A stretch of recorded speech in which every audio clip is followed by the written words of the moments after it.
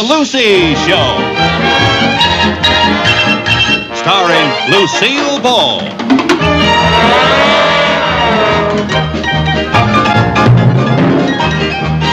Co-starring Vivian Vance.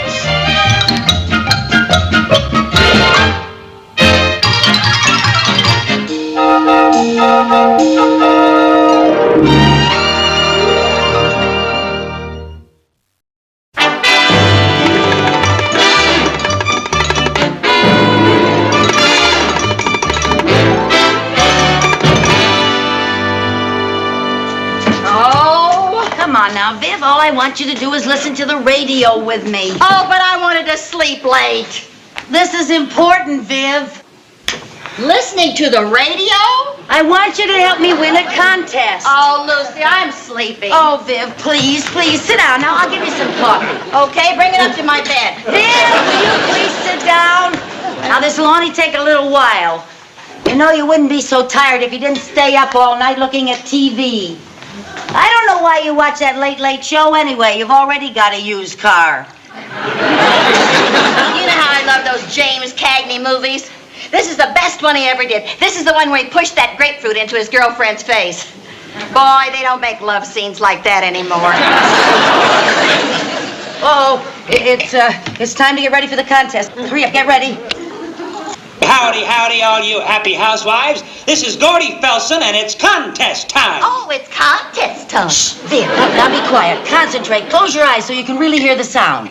I'm now going to play the mystery sound. It's a noise you lovely lady listeners can find right there in your kitchen. To the first person who calls in and correctly identifies the sound, Station WLDJ will award a cash prize of $25 in the honor of being disc jockey for a day right here in our sensation of a station. So glue those ears to the radio, girls. Here it comes, the mystery sound. Identify it and win. Ready? Ready.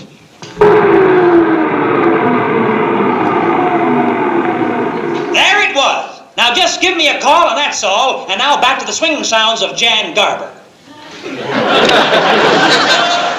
All right. What was it?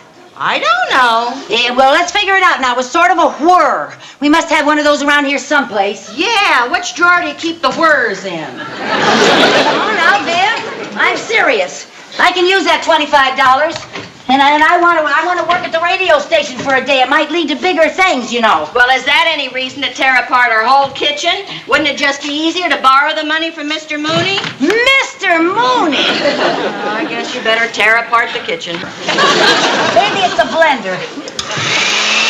No, I don't think that's it. I don't think No? Maybe it's a washing machine. Now, you listen. Okay.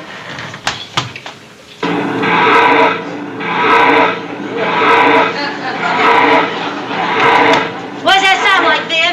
Sounds like you're milking a cow out there.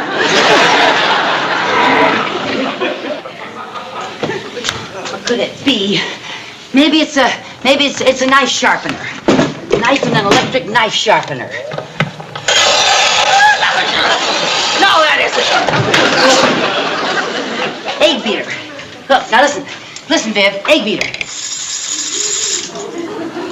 Lucy! Oh, that's on my hair. I mean it. I'm sorry. Oh! Sorry, Viv. I'm sorry. I don't think that's it either. Maybe it was something simple like water running. Oh, if it was that simple, everybody would guess it. Well, you know, they could have taken some small noise and amplified it on the microphone. The egg timer. The egg timer? Yeah, the sound of sand falling in the egg timer. Now listen, Viv. Do you hear anything? Yep, Lawrence of Arabia calling for help. That is the silliest thing I ever heard of. What kind of a sound would that be anyway? It's all silly. I know, the garbage disposal. Bop now. Did you have the plumber fix it? No, I didn't have the plumber fix it. I fixed it myself. Oh. I'll try these eggshells.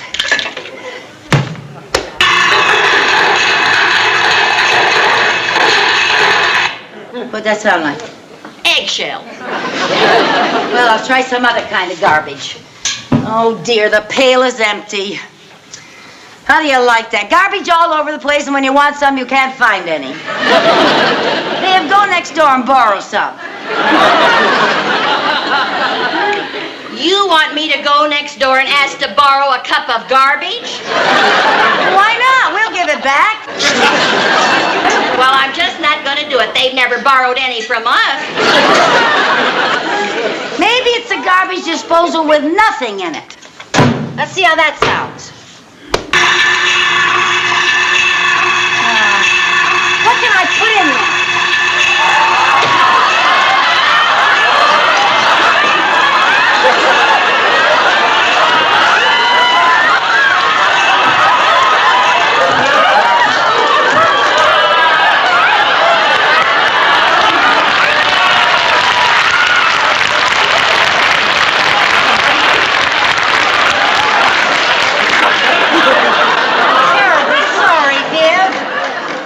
I'm sorry. I fixed it. I'm just terribly sorry. Are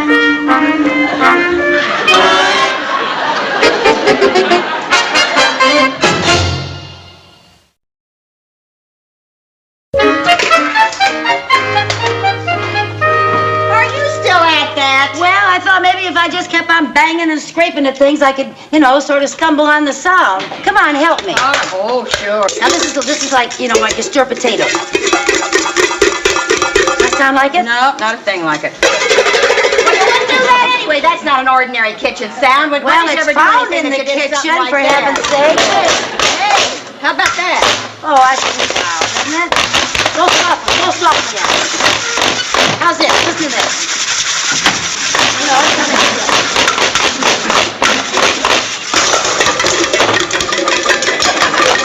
If you do it long enough. Well. Hi, Mr. Mooney. Hi. I just stopped by to give you your weekly allowance check, but I didn't expect to interrupt a Spike Jones rehearsal. Well, if you would allow me a bigger allowance, I wouldn't have to try and win money. Win? Yes, the mystery sound contest on WLDJ. If you guess the sound, you win $25, and you might get to be a disc jockey for a day. I haven't heard anything so ridiculous since Mrs. Hush. There's the money. One nice thing about getting a check from you, Mr. Mooney, I can cash it on any bus. Well, I'm not going to stand around and have my fiduciary efforts ridiculed. Oh. Good day, ladies. Oh, come on, Mr. Mooney. Wouldn't you like to help us? Me? Participate in that housewife's hoot nanny? No, thank you. Goodbye, Mr. Mooney. Come on, let's get back to the contest. Oh, Lucy, haven't we wasted enough time? Well, you know something? It's probably an offbeat sound. I got one more hunch. You know the weird sound that an ice tray makes when you pull it out of the refrigerator? No, I don't think that's it. Well, now, how do you know? Oh, boy. Come on, help me. It's stuck.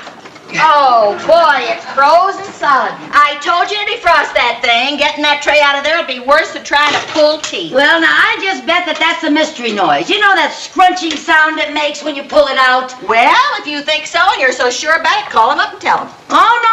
You're only allowed one guess. I got to be absolutely positive. Well, you'll never get that thing out of there. Oh, yes, I will.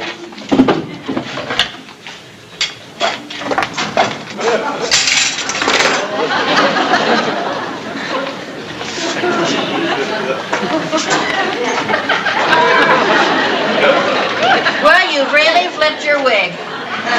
I have not. This is just perfect. I'm just going to slam this door and the ice tray will come flying out. Just like pulling teeth. Don't you think we ought to give it a shot of Novocaine first?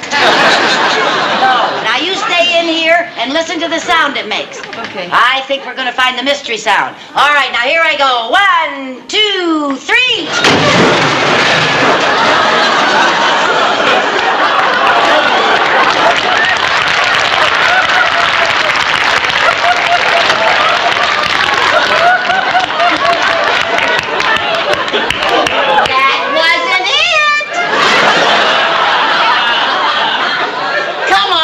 Clean this mess up and pull that plug out before something else horrible happens around Viv, here. I'm sorry. Oh, I this didn't mystery. mean to do it. Oh, dear heavens.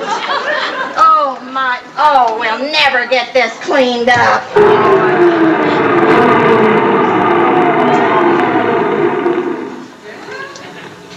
Did you hear what I heard?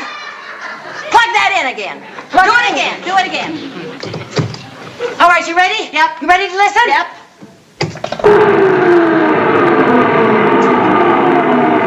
Yeah, that's it. Your mystery sound. That's it. You got it. That's it. That's it. It's the unplugging of a refrigerator. Oh, operator, I'm sorry. Give me station WLDJ. Quickly, please. Well, congratulations on correctly identifying our mystery sound as a refrigerator going off. Well, thank you. The way I wrecked my refrigerator, it may never go on again. Well, a Gordon Felson contest is never an easy contest. No. Now, why don't you just have a seat? Thank you. The other winner will be here shortly. Other winner? Yes, the other listener called up on another phone at the same time you did, so I have to consider it a tie. Just my luck. A one-man station with 2 phones. Funny. Well, am I supposed to split the money or something? Oh, no. A Gordon Felson contest never ends in a tie. We're going to have a playoff. What's a playoff? Well, I'll explain that to you when the other winner gets here. Oh.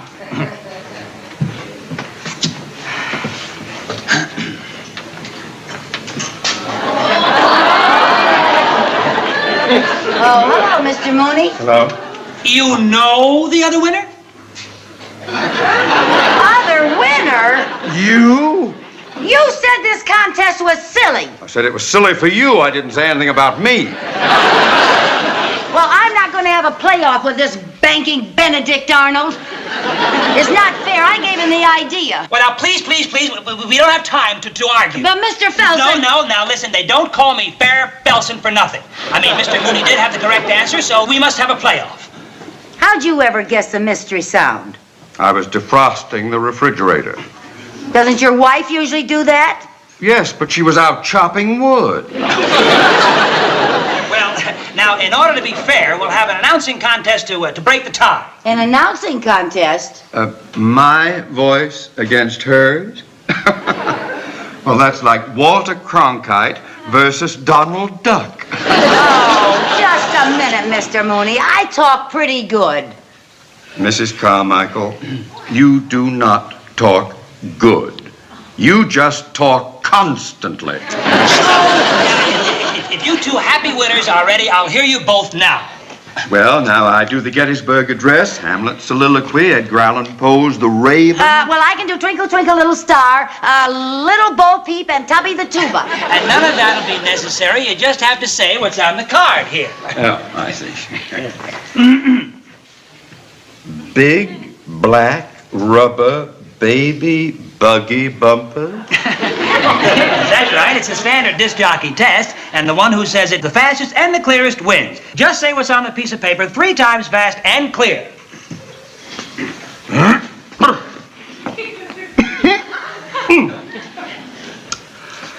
Big black rubber baby buggy baggers. Big black ragga bagga booger baby. Big black baggy boogers. He didn't do it. All you can understand was when he cleared his throat. Well, here, you try, Mrs. Carmichael. Big black rubber baby buggy bumpers. Big black rubber baby buggy bumpers. Big black rubber baby buggy bumpers. I won.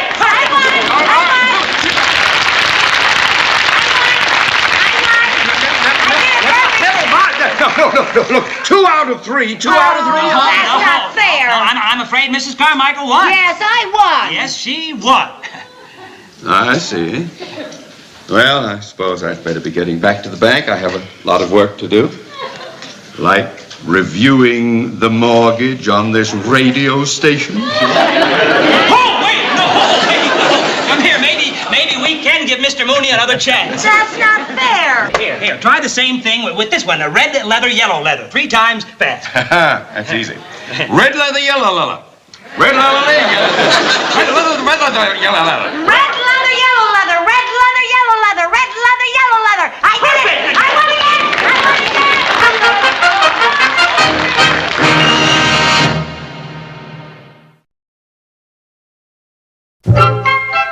Well, now, do you think you know where everything is? Well, I certainly certainly know that that's the right turntable. That is the master switch. That is the amplifier. This is the selectivity switch, whatever that is. And, of course, I know that's the microphone. Right. This is the volume control. These are all the baseball cues. Yeah, that's right. The sound effects here, they'll help you dramatize the baseball game. Yep.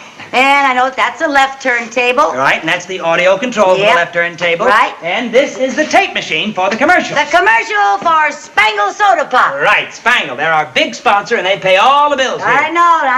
Just flip this switch right here. Okay. That's it. Well, it all looks pretty easy. It looks to me like this place practically runs itself. Right. We're hooked into the network now, but you'll be going on in a few minutes. Uh-huh. So here's a rundown of the show. You just Oh. follow this schedule. Thank you. What's that? That's the news teletype, remember? Oh, yes, a teletype for the news bulletin. That's it. Well, I guess I can take off. This being a one-man station and me being that man, well, this is the first day off I've had in 9 years. Good luck. Have a nice day. All right, I'll see you later. Okay, and don't you worry about a thing. I got everything under control. Bye. Bye-bye. Bye. The right turntable and the master switch, the amplifier and selectivity switch, and the...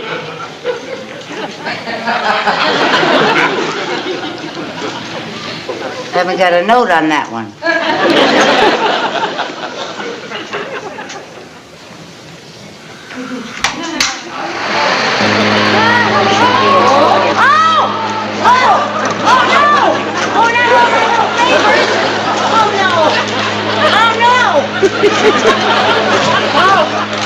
Oh, dear. Well, now I know what turns on the electric fan, but I don't know anything else. What's that? I'm on the air. Oh, rubber baby buggy bumper rubber. Hello out there. This is Lucy. Lucy the disc jockey saying hello out there. Hello to all of you people in Radio Land, way out there. I'm going to be here all day with all of your favorite tunes, from rock to Rachmaninoff. But first, a word from our sponsor, Spangle Soda Pop. Oh, commercial on the tape.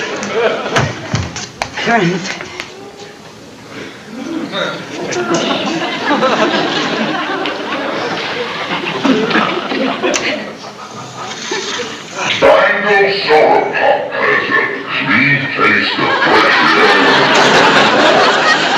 And this taste of nature makes your whole mouth swell.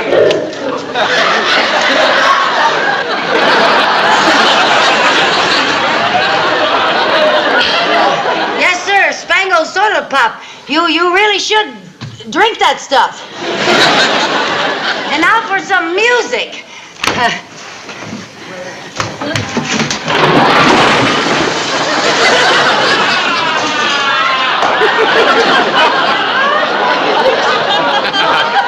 You know what? I bet you I'm going to break a few records here today.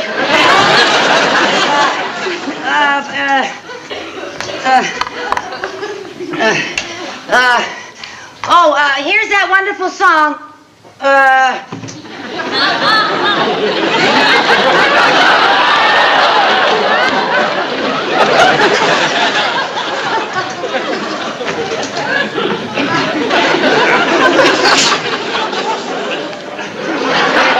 Oh, no wonder. It's a Dean Martin album.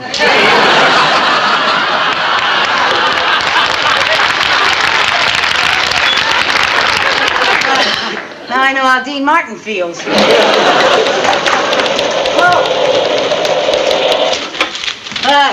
We interrupt this program to bring you a traffic advisory bulletin. All the alternate routes are heavily congested. Please use the freeways.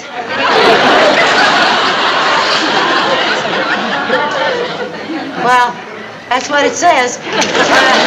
And now, folks, we bring you a spot announcement.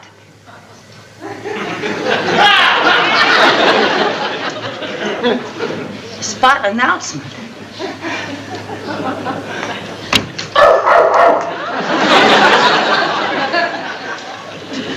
Well, now, thank you, Spot.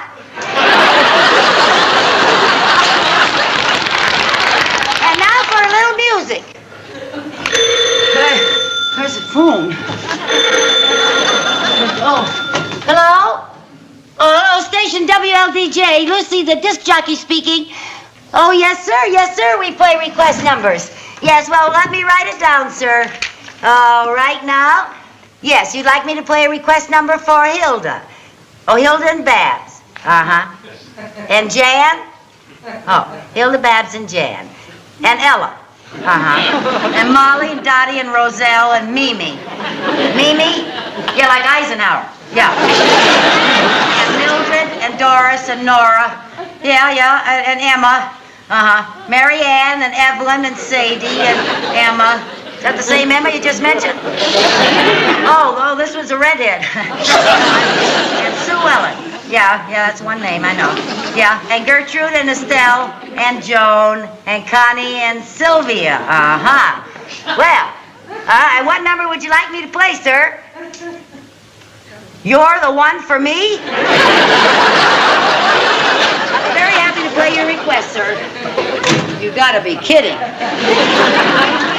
You're the one for me. You're the one for me.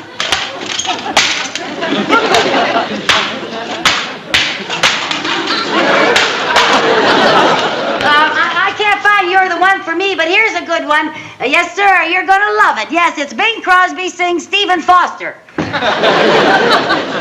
There we are. Rum bum bum bum bum bum bum, Stephen Foster.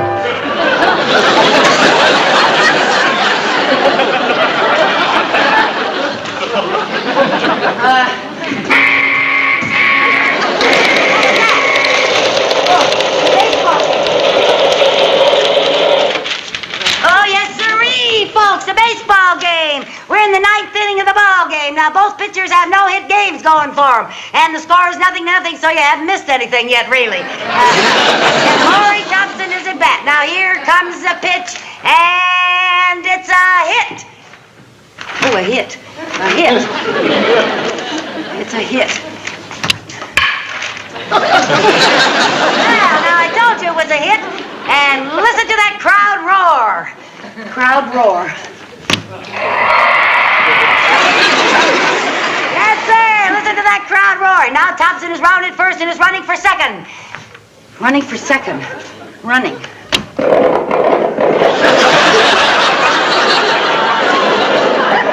Boy, he's really running, folks. And it's going to be a close play, and Thompson slides into second base. Slide.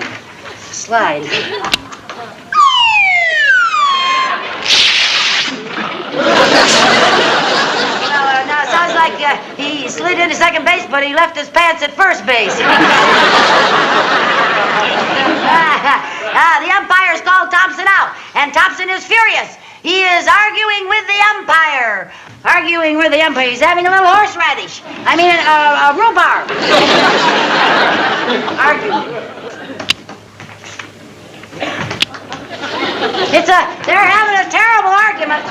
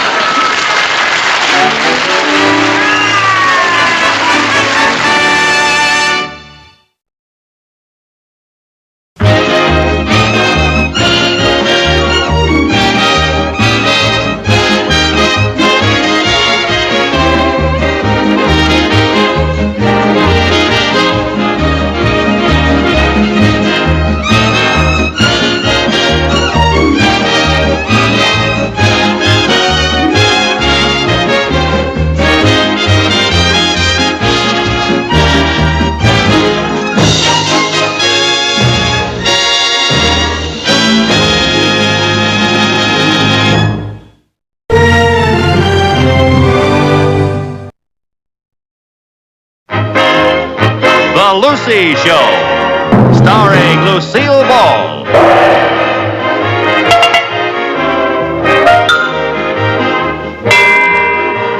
Co-starring Vivian Vance.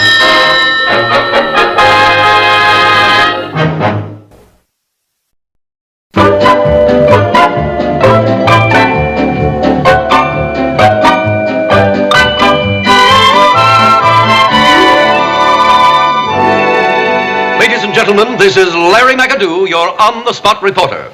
As you can see, I'm speaking to you from the Danfield Savings and Trust Company, where, as you probably know, the president of this bank, Mr. Theodore Mooney, and Mrs. Lucy Carmichael were locked in the vault from yesterday afternoon until a short while ago. 18 long hours and 22 minutes. Mr. Mooney and Mrs. Carmichael were released into the arms of their families this morning when the vault automatically opened at 9 o'clock. And on that happy ending, we return to our studios for a word from Friendly Al, the used car dealer. Now, Friendly Al himself had stayed up through the entire night to see how this drama would turn out. And he had kept his car lot open all night, too, in case anybody wanted to buy a good used automobile. Now, this morning, while Mrs. Carmichael was demonstrating to the press how she accidentally locked the vault door yesterday, she accidentally locked it again while demonstrating. And now it develops there is again someone inside. And that someone is Mr. Theodore Mooney. Now, who says we don't have excitement here in Danfield, eh? Now, we're going to stay right here on the spot, bringing you the latest developments in this most exciting event. But I see Mrs. Carmichael herself is making her way through the crowd of employees at the door. Mrs. Carmichael, if you please, would you be good enough to step up here and say a word to our television audience? Oh, of course. Mrs. Carmichael, I wonder if you'd like to tell our audience how you felt when you locked that vault door for the second time. Oh, how I felt. Well, I felt just, foolish is what I felt. And terrible, too. You know, once maybe, but twice. Oh, dear. And what do you suppose Mr. Mooney thought when that door closed for the second time? Would you like to tell us how this whole thing happened? Well, it really started because I needed $50 to fix the car. It was my car. And you are? I'm Vivian Bagley, her best friend. You Sherman look, I'm on television. Well, you see, Mr. Mooney handles my finances, so I came down here to the bank to talk to him, and he was in this vault. And so I went in the vault, and I closed the door so we wouldn't be interrupted. And boy, we weren't for 18 hours and 22 minutes. Mrs. Carmichael, tell me, what are they doing to get Mr. Mooney out? Surely that vault can be opened from the outside by using the combination. Well, that's true, but there's just one trouble. And what's that? The only one that knows the combination is Mr. Mooney. I see. Well, thank you very much, Mrs. Carmichael. You're welcome. And thank you. Vivian Bagley. Thank you, Vivian Bagley. Now, ladies and gentlemen, we return to our studios. Meanwhile, I'm sure everyone in Danfield is thinking of that man in that vault. Mr. Mooney, you can't hear us, but we're with you all the way. Oh, no. No, I don't believe it. I just don't believe it.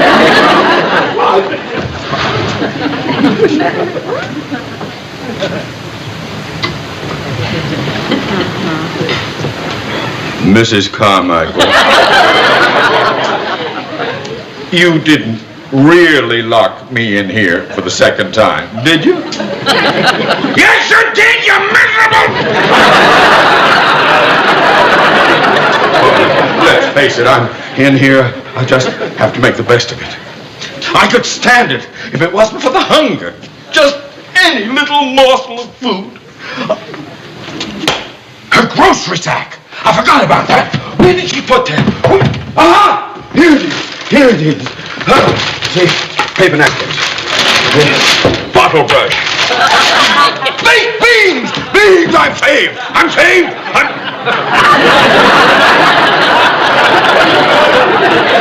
Oh, no, I forgot. There's no way to open them. Lucy, what are you doing?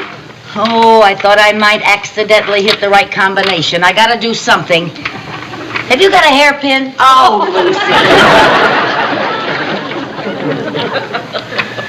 What was that?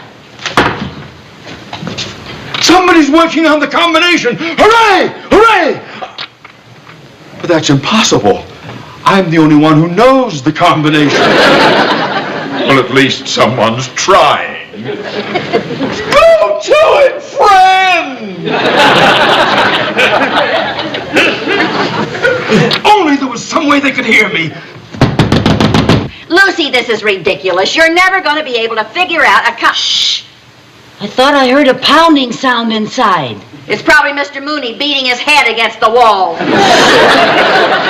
Hello out there! There it goes again. It's faint, but it's a definite pounding. Somebody heard me! We've made contact. Now we're getting somewhere. I think he's trying to tell me something. Yeah, and I imagine I know what he's trying. Never mind that. Listen, go next door to Dr. Jacoby and get me a stethoscope. A stethoscope? What in the world for? To find out if the vault has a cough. What do you think I want it for? So I can hear better. Now go on, scoot.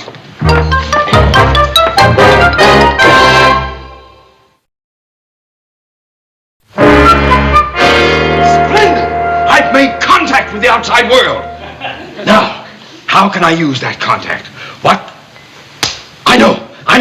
I'll tap out the combination. Let's see, combination. Well, the combination of the safe. 311-555-4568. That's my new telephone number. Here it is. Thanks. Now, let's see. Left 4, right 8. And 27, 57. Oh, yeah. Now, I'll tap out the combination. It will be up to them to work it out by trial and error which numbers go left and which go right. See? Now, what? Well, I can't do everything.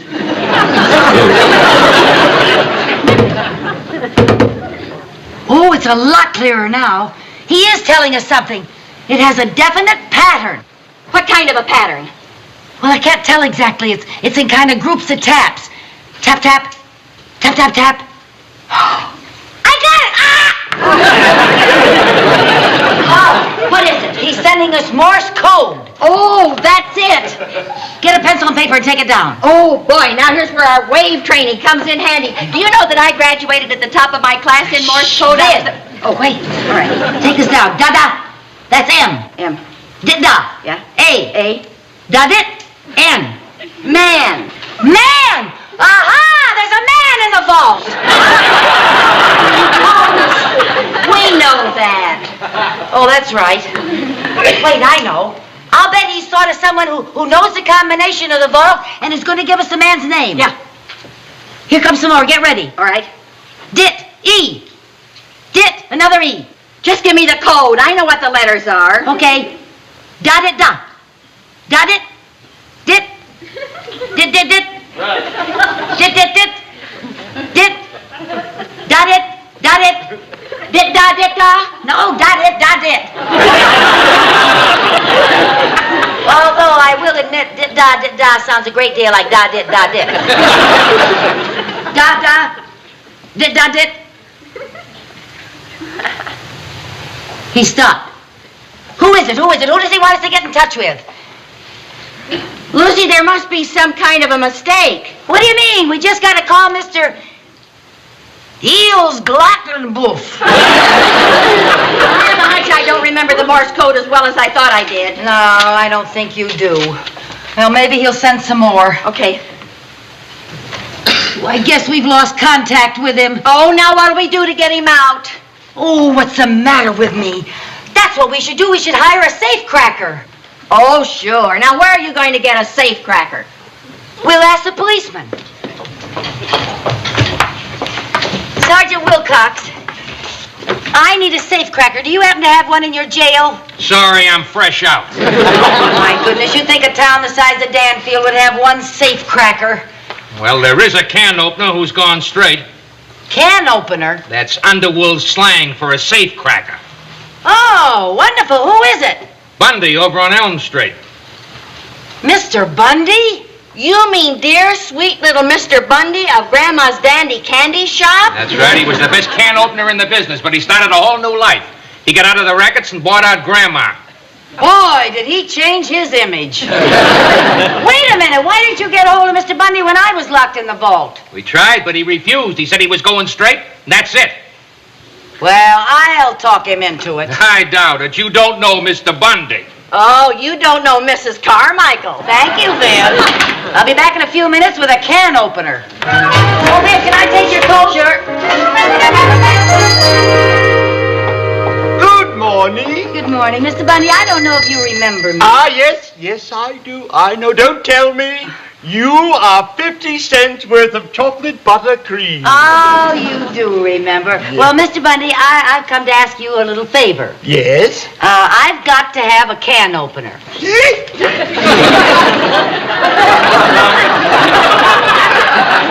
I don't know what you're talking about. And who told you? Sergeant Wilcox. The big snitch. Now, please, Mr. Bundy, you just gotta help me get Mr. Mooney out of that vault. No, I can't. But you're the only one who can rescue him. His fate is in your 10 talented, sticky little fingers. No, I simply cannot. I will not. I cannot. I will not. You don't understand. Twirling those knobs can become a vice, an obsession. It gets to be that all you want to do is pull jobs and listen to those little tumblers tumbling in the lock. Once you've broken the habit, you dare not try again. You'll have to get somebody else. Oh, but no one else will do. From what I understand, even after all these years, you're still known as the can opener's can opener. Oh, sure. And another thing, you'll be on television. You know, down at the bank right now, they have a big television camera. Say, you could advertise your candy. I simply cannot. Advertise my candy? Yes. Well, I guess one more time won't hurt. Of course it won't. Come on, Mr. Bundy. Yes. Oh, say, by What? the way, some time ago, I wrote a jingle when I was going to sponsor a radio show. Where is it? Oh, maybe we can use it. And this is the way it goes. Well, now, look, we'll listen to it in the car. We'll listen to it in the car. We have to hurry. I don't want to keep Mr. Mooney in that ball any longer than I have to. Yes, yes, right. It's very important that you get right down here.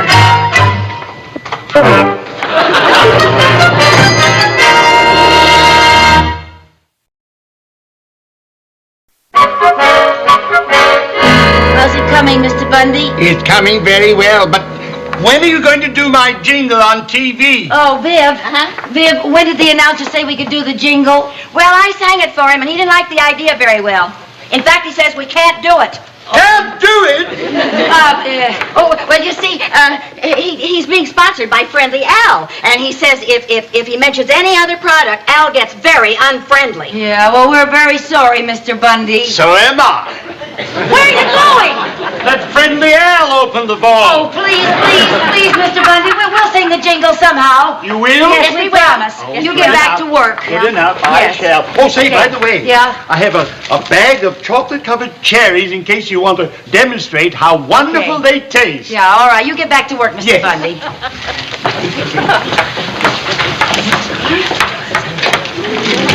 Hello, Mr. McAdoo. Yes, Mrs. Carmichael. Here she is, ladies and gentlemen. Lucy Carmichael, the woman who locked Mr. Mooney in that vault. Oh, you told him that already. And her friend... Vivian Bagley. Vivian Bagley, yes, thank you. And now then, Mrs. Carmichael, tell me, how is Mr. Bundy doing? Oh, he's coming along just fine. Would you care for some Grandma's Dandy Candy? No, thank you. As a matter of fact, Mrs. Carmichael, we're not... I've been munching on some candy all live long day. Munching candy that is dandy. Your grandma's sweet say. Can't you smell chocolate coffee?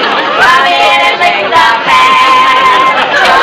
Chocolate assorted, almond and pecan. Try a mocha cream, have a honey twist, have a piece of and Brittle too. Have some Rocky Road or a taffy kiss. Be sure to try a caramel chew, chew, chew. Fee-fi molasses chips. Fee-fi fiddly coconut cream. Fee-fi, hear it from our lips. That's Grandma's, the candy of your dreams.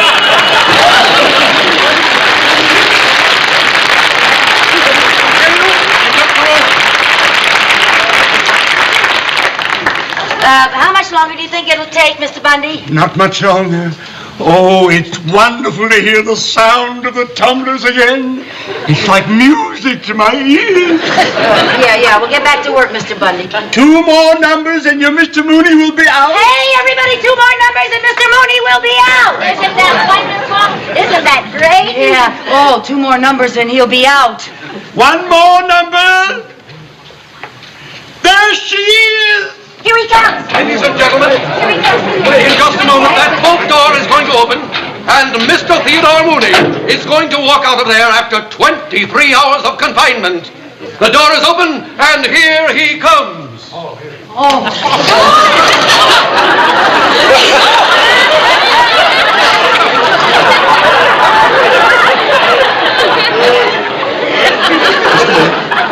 Mr. Mooney, would you kindly say a word for our television audience? They are most anxious to hear how you felt being locked in that boat. Tell us, what did you think about? 3 things. Eat, drink, kill. Where is she?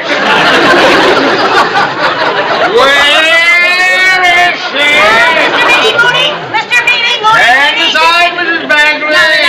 I don't blame you for being angry. It was her fault you got locked in, but she's also responsible for getting you out. That's right. Now. She's the one who got Mr. Bundy. He's a reformed safecracker, and he's the one who got you to... He opened the vault to get you out. I got it. No. Actually, it's even Steven. It is not even Stephen. Please, Mr. Mooney. Look, everybody. Forget it, Papa. I got your gun. Mr. Bundy, shame on you. Bundy, you don't know what you're doing. This is the last time I'd ever recommend you for a job. Who needs you? Once I heard those tumblers tumbling into place and felt that door swing open, I knew it was bye-bye bonbons. Just a moment. Excuse me.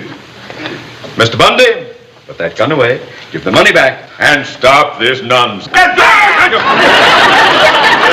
use your car for a getaway. Oh, no, it's not my car. It's her car. Lucy. Whack. Get back! All of you! Back! Get back or I'll slug you! There, come with me. Oh, thanks a lot. Get back!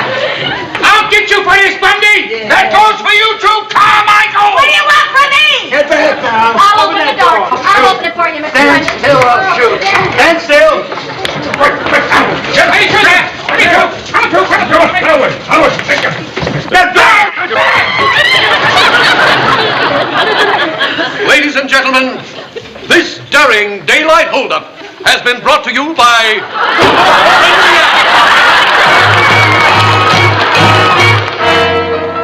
Mr. Bundy, are you sure you don't want to think this over? You're making a terrible mistake. You're going to regret this the rest of your life. Bag your lip! Wait. What about all those people who saw you on television and thought you were such a big hero? If they want a hero, let them watch Gunsmoke. Think of all the little children who come to you with their pennies to buy jawbreakers and licorice whips. That's tough. I got a strand. Oh. Help yourself to the candy, girl. It's on the house. Mr. Bundy! Oh, honestly. Well, this is a nice mess. Thanks a lot, Lucy. Why did you have to tell him it was my car? Because it is your car.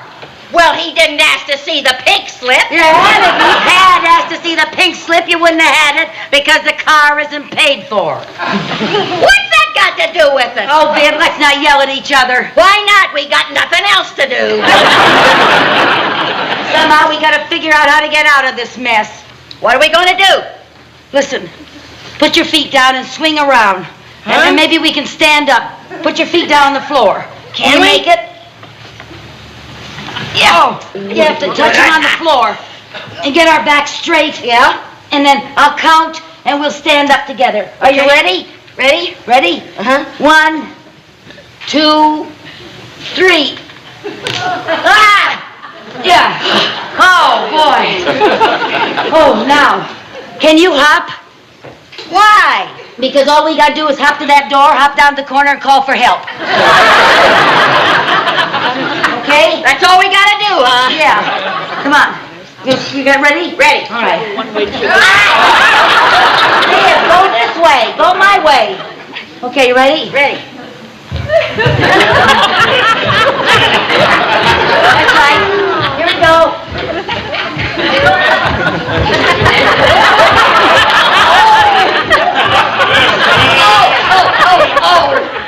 Oh, Liv, what are you trying to do? I'm trying to get to the door. Well, so am I. Now go on. Oh, why do I always have to go backwards? Oh, darn it, I just remembered. I saw him lock the door from the outside. Oh, great. What do we do now? We're saved! We're saved! We're saved! We're saved! That's what we gotta tell whoever it is to call the police! Okay. All right, answer it. Keep ringing. Keep ringing. Don't stop. Oh, please, just keep ringing. Get me close to the phone, Lucy. Okay. Hop over close.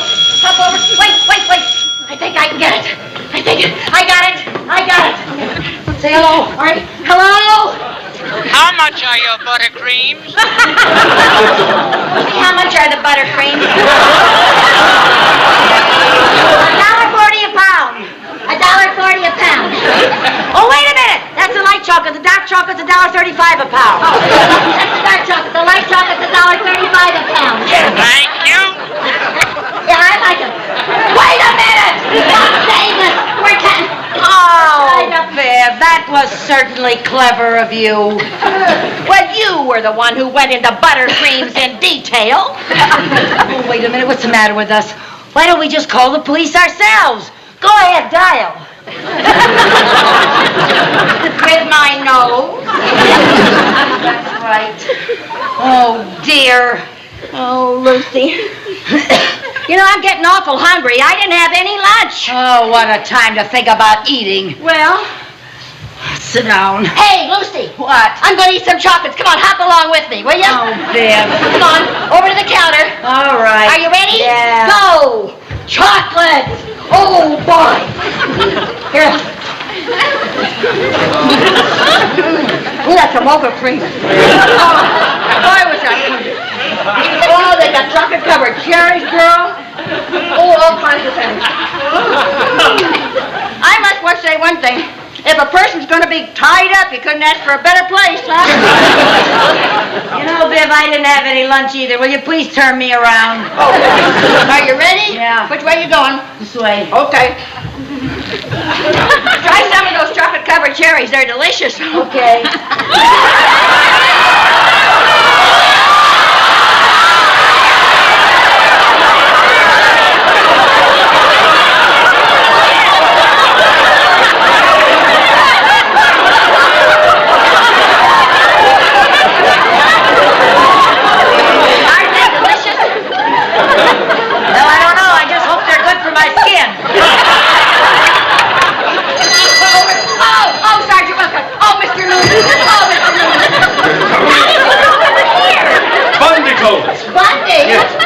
He turned himself in at the police station. He turned himself in?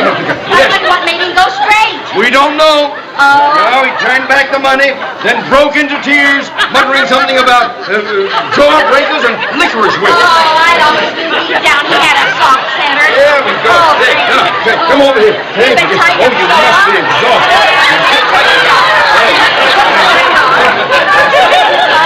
Where are you going to take us? Mr. Mooney! Aren't you going to outside me? Are you going to just leave me like this? Oh, what a beautiful thought.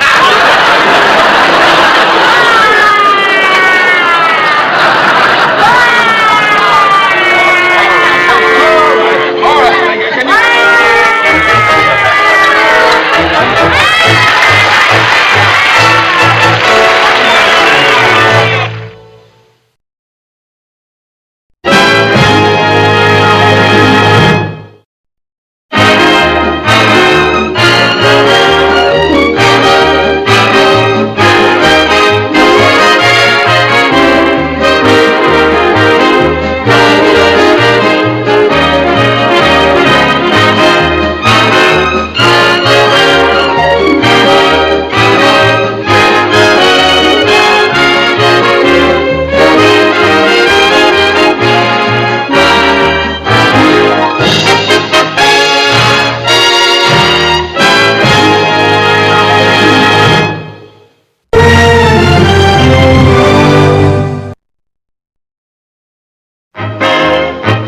Lucy Show, starring Lucille Ball.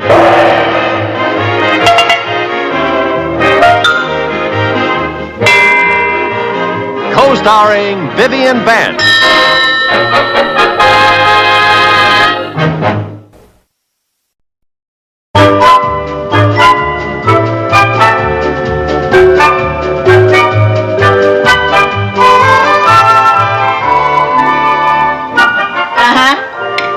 You did? Oh, wait a minute, Eddie. I'll ask her. Lucy, how'd you like to have a blind date Saturday night? No, thanks. I'm busy. Oh. I guess not, Eddie. She has other plans. 7:30? I'll be ready. Huh? Oh, Eddie.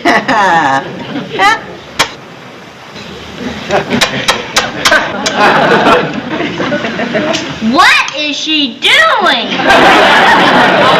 She's throwing Eddie some kisses over the phone.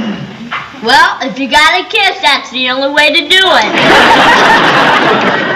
Okay, Eddie, toodaloo. I didn't know you were busy Saturday night.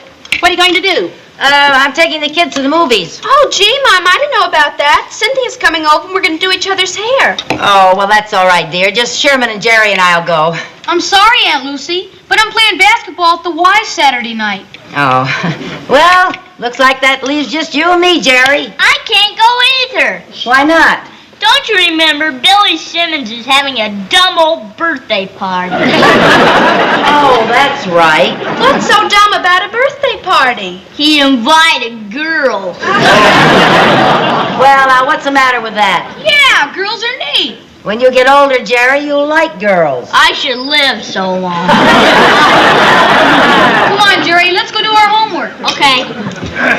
Yeah, I've got a lot of homework to do, too. I better get started. Excuse me.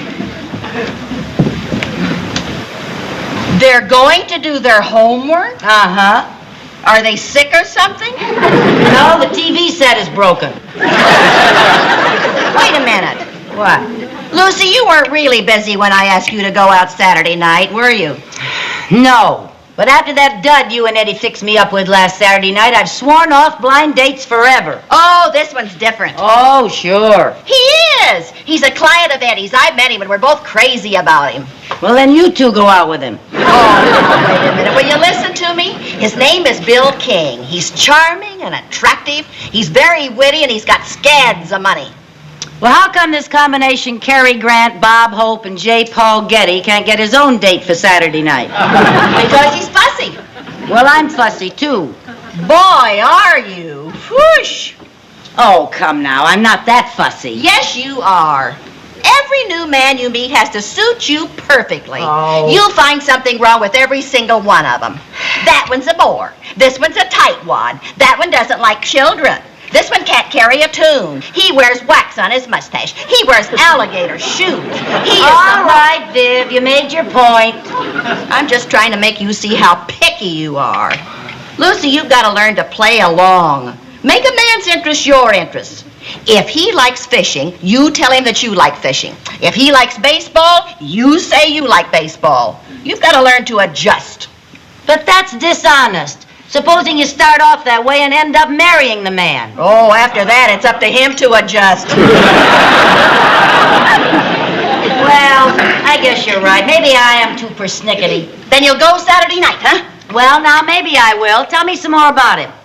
You mean more than he's handsome, he's clever, and he's loaded? Well, I have to learn to unpersnick gradually. Oh, I'm going to call Eddie and tell him you'll go. And if I know Bill King, we'll probably go to 21 for dinner, and then we'll take in a Broadway show, and then we'll go supper dancing at the Waldorf. Well, if I tried, I guess I could learn to adjust to that. Hurry up, Lucy. Bill and Eddie will be here any minute. I'm ready. But my heart isn't in it. Now, Lucy, I thought we agreed that from now on you're going to think positive. Look, when they ask us where we want to go to dinner, now what do we say? The Four Seasons? The Colony? Where would you like to go? Back upstairs. All right. That's my last negative thought. I am going to have a good time. I am going to adjust like mad. And who knows?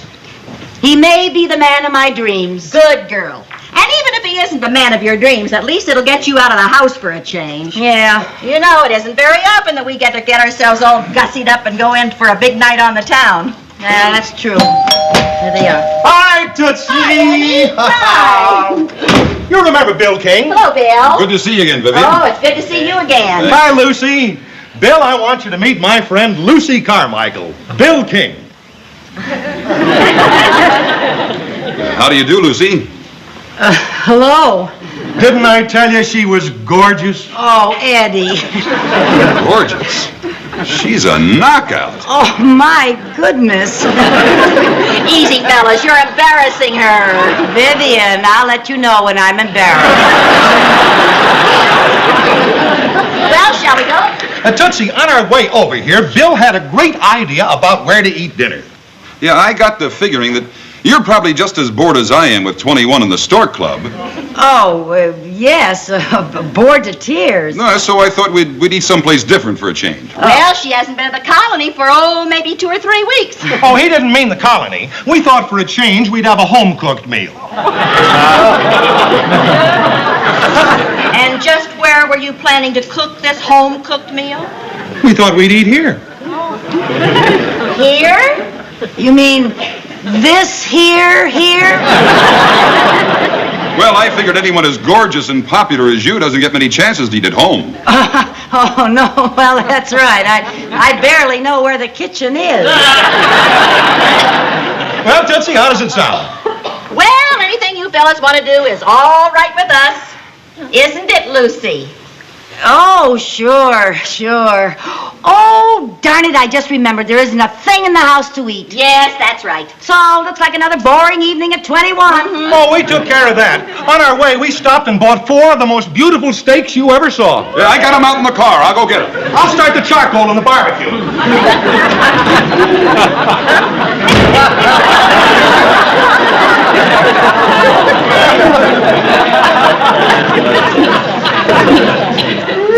Isn't it funny how you can be dining at 21 and going dancing at the Waldorf and still have the feeling that you never left home?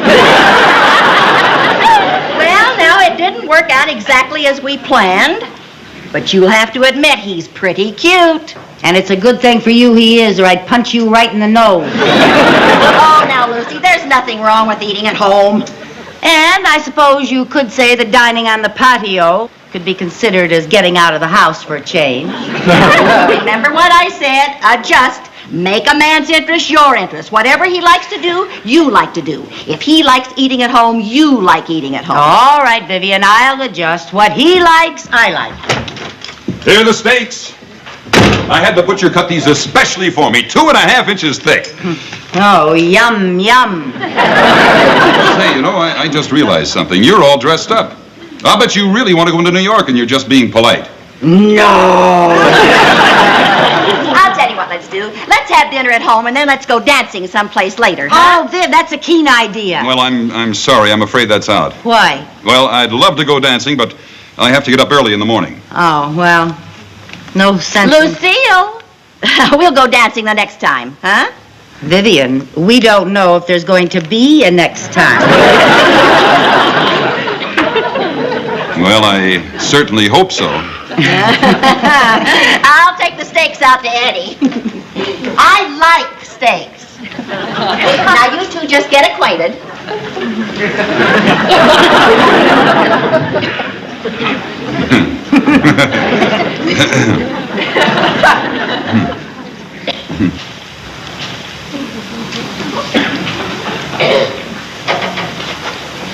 Oh.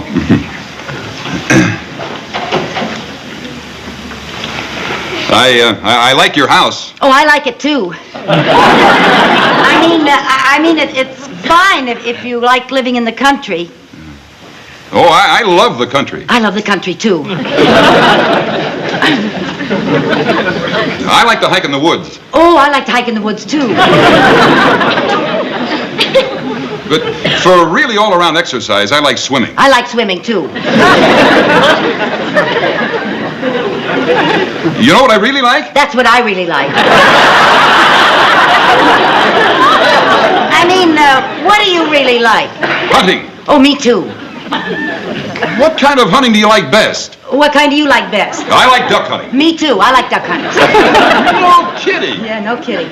Say, I'm going duck hunting tomorrow. Oh. Why don't you go along? Why not? We'll go to my duck club. We'll go to your duck club. I'll bring the guns. Yeah, you bring the guns. There. I'll pick you up at 4 a.m. You pick me up at 4 a.m. What?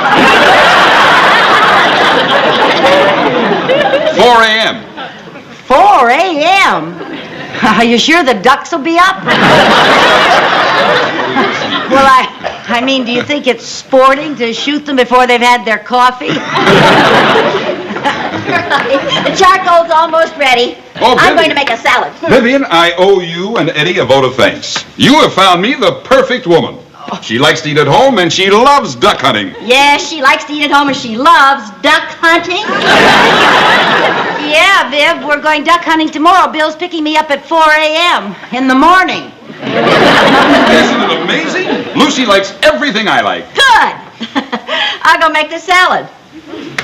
Oh, this is great. Oh, I like to eat at home. I hate to eat in restaurants. Yeah, I like hating to eat in restaurants, too.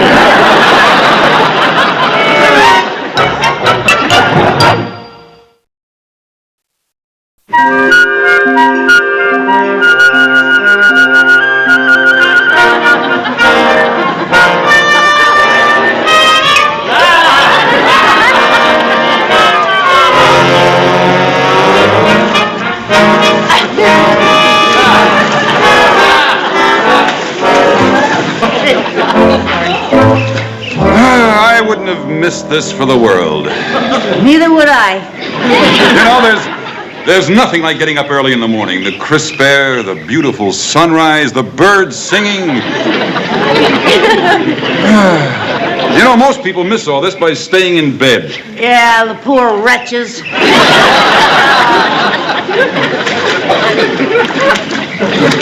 Oh, by the way, which duck do you like to shoot?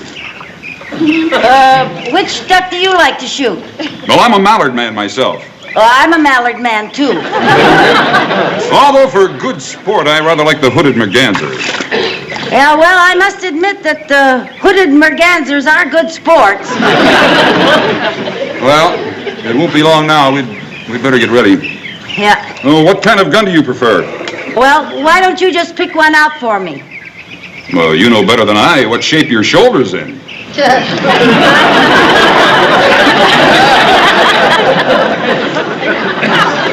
Have you been doing much hunting lately? Well, no, not really.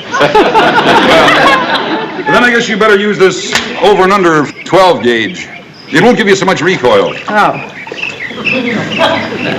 Boy, it sure is good to have an over and under 12 gauge in my hand.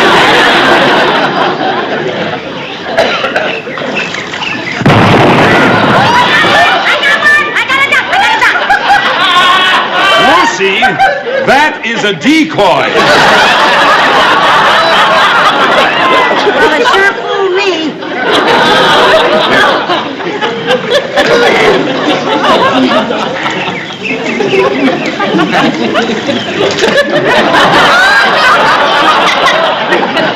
You shot my decoy.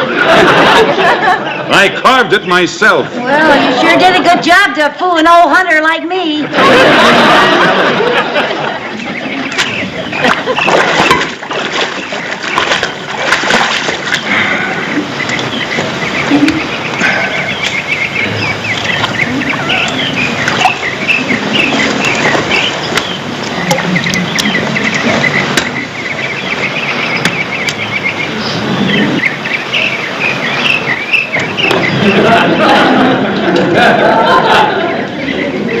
The ducks will be along any minute now, huh?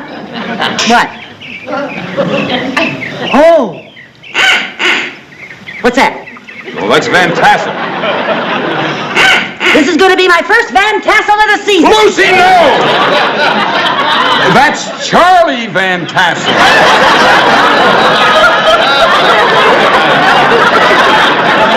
Yeah, he's in the next duck blind. He's giving duck calls. Oh. Anyway, you wouldn't want to shoot old Charlie. He's out of season. No, I sure wouldn't want it. I would. Say, where's your duck call? Did you bring it along? My duck call? Yeah. By George, I knew I'd forgotten something. Yeah. Say, I got a new one yesterday. Oh? Sounds just like a mallard. Oh, may I try it? Oh, sure. Yeah. Oh.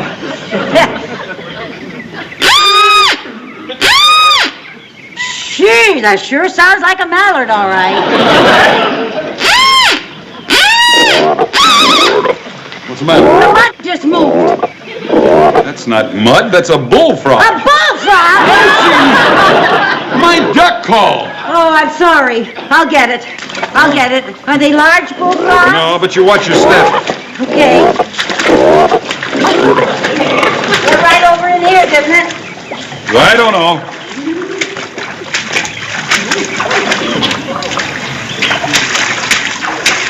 Is this the only one you have?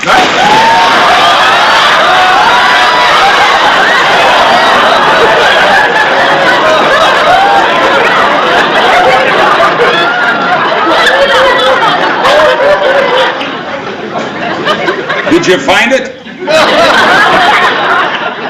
I didn't find it. Would you help me out of here, please? Certainly.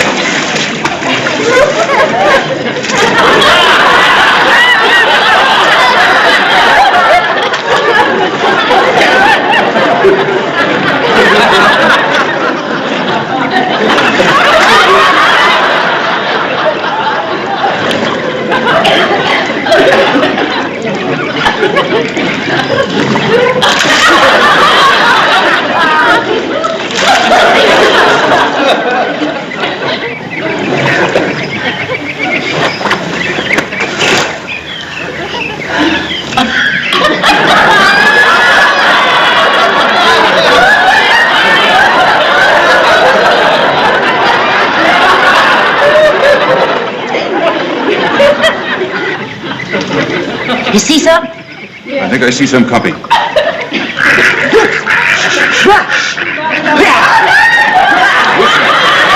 Oh, I'm sorry.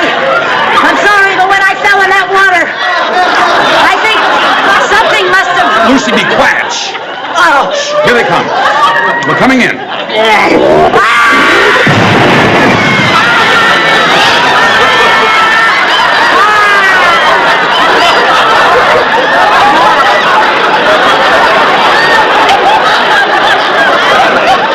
I'm sorry, but could you sit still if you had a big frog in your waders?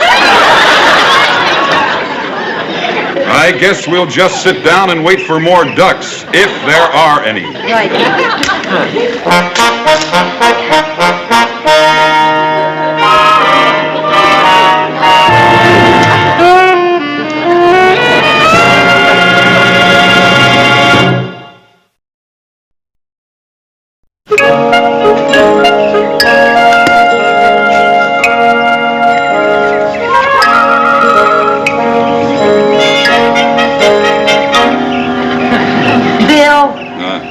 I have something to tell you.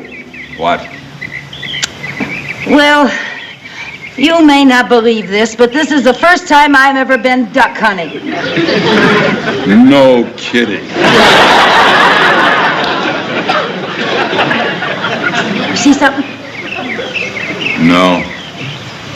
Gee, that's awful. I made you lose your duck call. Well, it's gone. There's nothing we can do about it now. Hey, maybe I could imitate a duck call. Oh, sure. Well, I could try. Look, please, if you want to do something for me, would you go wait in the car? Hey, there comes some. No, they're too far away. They'll never come near us. Quack, quack, quack, quack, quack, quack, quack, quack, quack, quack, quack, Lucy, for heaven's sakes, that won't do any good. You're just... Why, they're coming closer. Well, don't just sit there. Start quacking.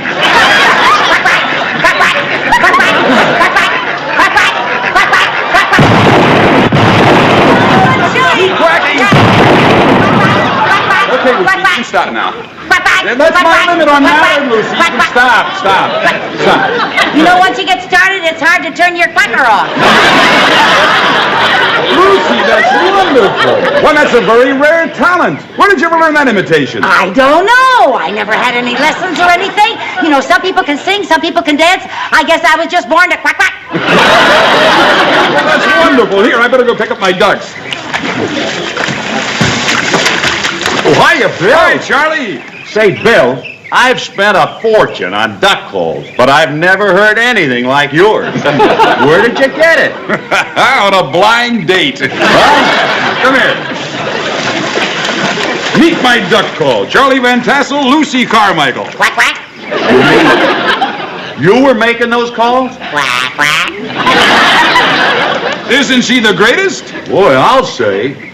Hey, I wonder if I can borrow her. Oh, sure. Hey, you don't mind, do you, Lucy? Oh, not at all. If you can't quack, quack for a friend, who can you quack, quack for? Oh, boy, thanks, Bill. Anytime, Charlie. Good luck. Shall I go ahead? Go ahead. Quack, quack. Quack, quack. Quack, quack. Quack, quack. Quack, quack. Quack, quack. Louder. Quack, quack. Quack, quack.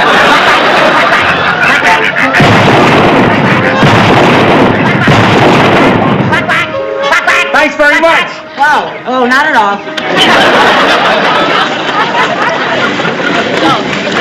Next!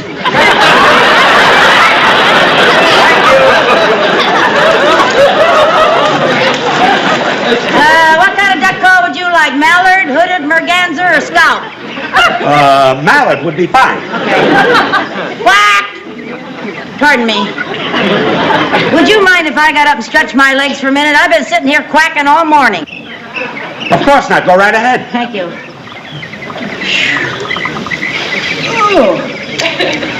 Quack, quack. Quack, quack. Quack, quack. Quack, quack.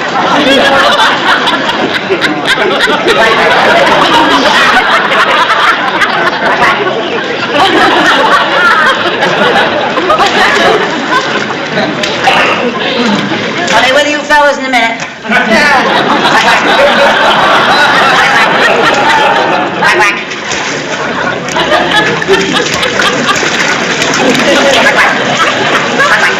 Lucy, Quack, quack. Yeah. are you about ready? Well, I got all these other fellas here.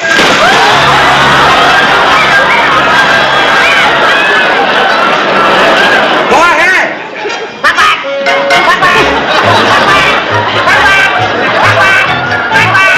Quack, quack. Quack, quack.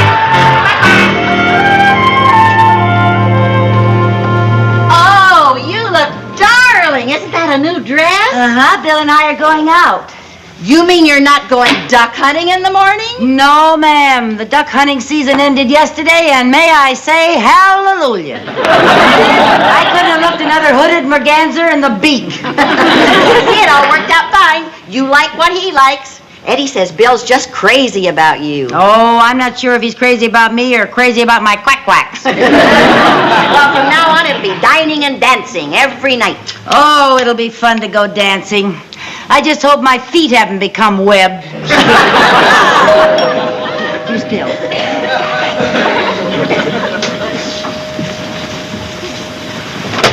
Hi, Bill. Good evening, Lucy. Hi, Bill. Hi, Vivian.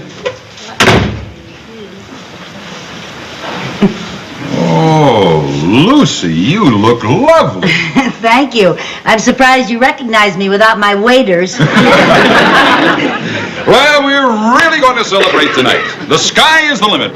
Where would you like to go? Well, I'd like to drive into New York. I thought maybe we could have dinner at that new restaurant. The only thing is, I'd like to get home early.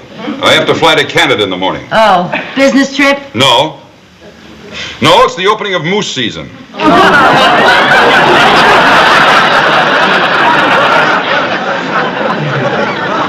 The moose season? Say, Lucy, would you like to join me? How are you on moose calls?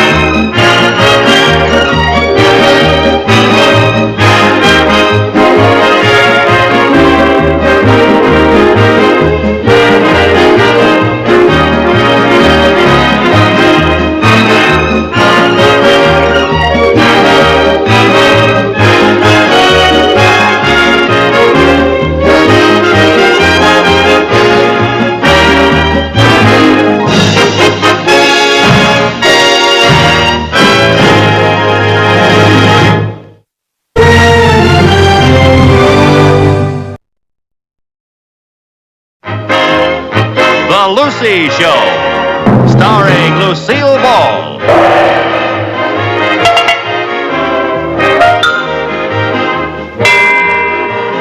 Co-starring Vivian Vance.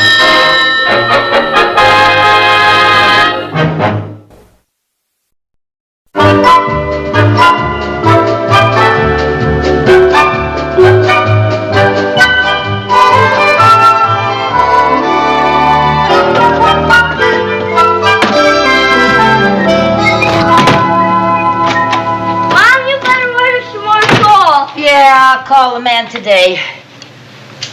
Well, I hope you got some coal in the furnace, too. Sure I did. Goodness.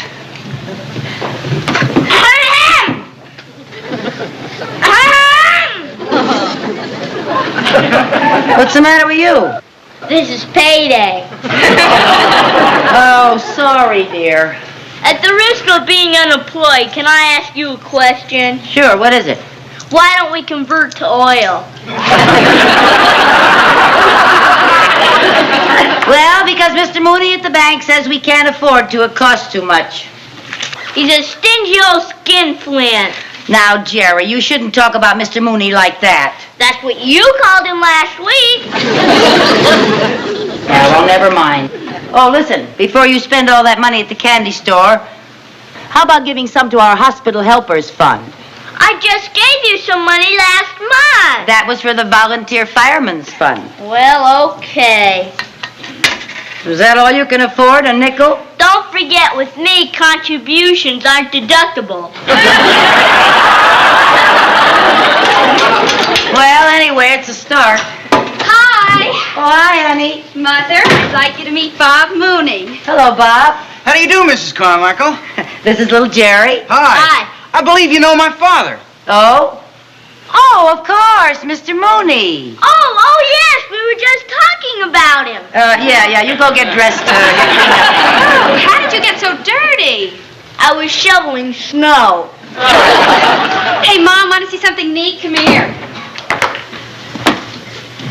Isn't that the choicest convertible you ever saw? Oh, it's a beauty. I almost flipped when Dad shelled out $300 for it. Usually when I put the bite on him for the family car, he asks me why I don't walk, like he did when he was my age. $300?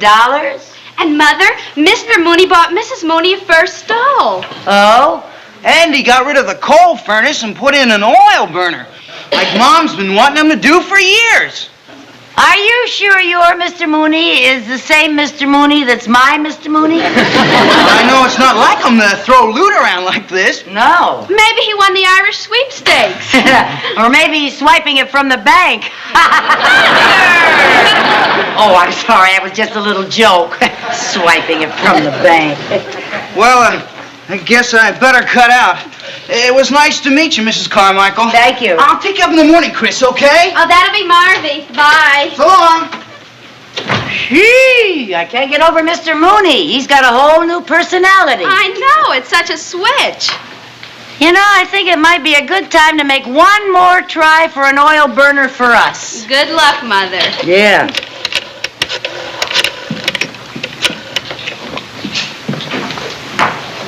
Mr. Mooney, please. Yes? Mr. Mooney, this is Lucy Carmichael. Yes. Well, Mr. Mooney, first I'd like to thank you for allowing us to set up our table for the hospital helpers in the bank today. And we'll be down there in just a few minutes. I can hardly wait. And it was nice of you to call. Good night. Oh, Mr. Mooney, while I have you on the phone, there is a little something I'd like to ask you. What is it? Don't you think we ought to have oil heat? No. Why not? Because it's an expensive proposition converting from coal to oil. But you're doing it. That's different. Why is it different? Because I'm rich and you're not. Well, that's a nice thing to say. I'm sorry. I'm in a bit of a stew. The bank auditors are due the first of the week, and I'm very busy working on the books. Well, I still don't see why you couldn't let me have one little measly oil burner. They say it's going to be a very cold winter. Then I suggest you wear your Snuggies. Well, thanks a lot. Honestly. Boy, have I got something to tell you. Well, I haven't got time to listen. We got to get down to the bank. We don't want to be late. Oh, but Flo the manicurist told me the juiciest piece of gossip. So we'll be a little late.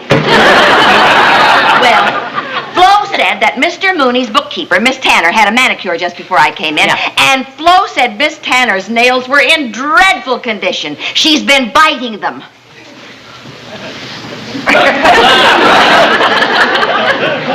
Well, she's entitled. They're her nails. Oh, but wait till you hear why she's been biting them. Why? She's all upset because the books don't balance at the bank. How about that? The books don't balance? Mm-hmm. There's a shortage. Apparently, there's been some hanky-panky going on. Aha! It all ties in. Do you know why there's hanky-panky at the banky?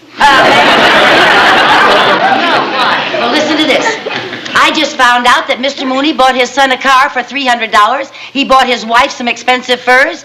And he spent a fortune converting to oil heat. And he just admitted that he was in a panic because the bank auditors were coming. And now you tell me there's a shortage. Do you know something? Mr. Mooney is an embezzler. Mr. Mooney is an embezzler? Yes. It's as plain as a nose on his crooked little face. And do you know whose money he's embezzling? Who? Mine. My hard-earned trust fund. Why, he even had the nerve to rub it in. He said, I'm rich and you're not. Oh, now wait a minute, Lucy. All the evidence we have to go on is that Mr. Mooney is spending money. Yeah, well. And to two people who are always broke like us. That looks pretty suspicious, but it isn't exactly a crime. What about the shortage at the bank? Well, all we really have is Flo's word on that, and she's hardly known as an unimpeachable source. You remember? She's the one who started that rumor that Grandma Sutton had run off with a 22-year-old cat food salesman. Yeah, well. Now, come on, let's go down to the bank. If the bank is still there.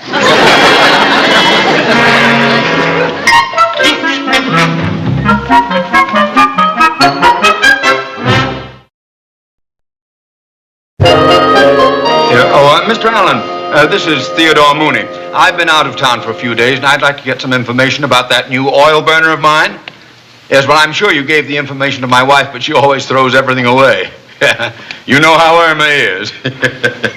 Yeah, all right, watch it. She isn't that bad. Now, anyway, how many years is my new oil burner guaranteed for? 1, I see. 1 year. Now, in terms of future expense, how many gallons of oil do you estimate I'll be using, say, in a period of 5 years? 10,000. Uh-huh. Now, just one more thing. Did you put the oil tank in the basement or out in the garage? Buried in backyard. Thank you. Where'll I put it? Up front there. Morning. Bye. Split up. Yeah. Well, goodbye, Mr. Allen. There.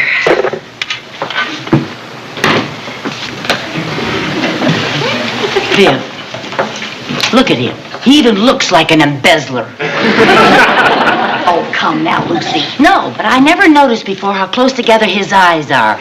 Look at that weak chin. And I'll bet you he wears that mustache as a disguise. I wouldn't be a bit surprised if it's a phony and he takes it off when he wants to change his appearance to go south of the border. Oh, hello, ladies. Hello. Oh, hello, Mr. Would you like to contribute to our hospital helpers fund? Well, of course, certainly. Let's see here. There we are. Thank you. I wonder if you ladies would do me a favor. Miss Tanner is away from her desk, and I was wondering if you...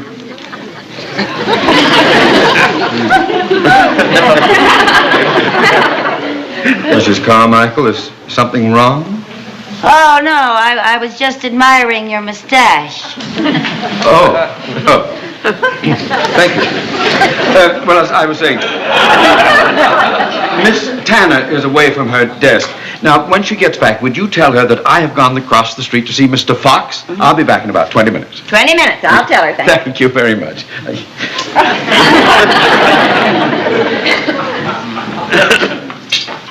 Lucy, I think you're right. Yeah? He gave us $10. And last month for the Fireman's Fund, he only gave us 50 cents. There you are. Now's my chance. Your chance for what? Well, while he's gone, I'm going to go through his desk. What do you expect to find? I don't know. But every arch criminal makes one slip up, and I'm going to find his.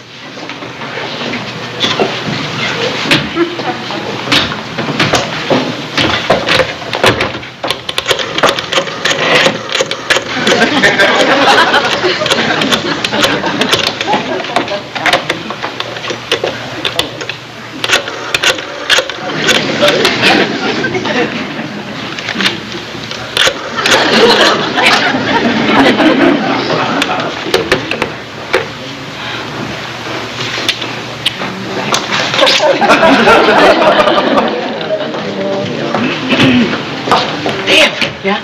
I found what I was looking for. What? I got the proof right here, look. 10,000 buried in backyard. You wait here, I'll go get the police. Oh, wait a minute. What?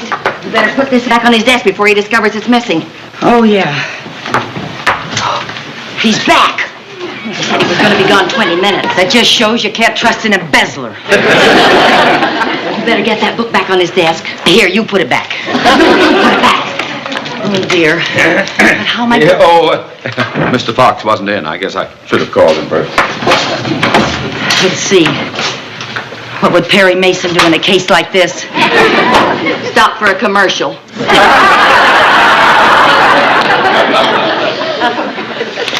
I know you do. Yeah.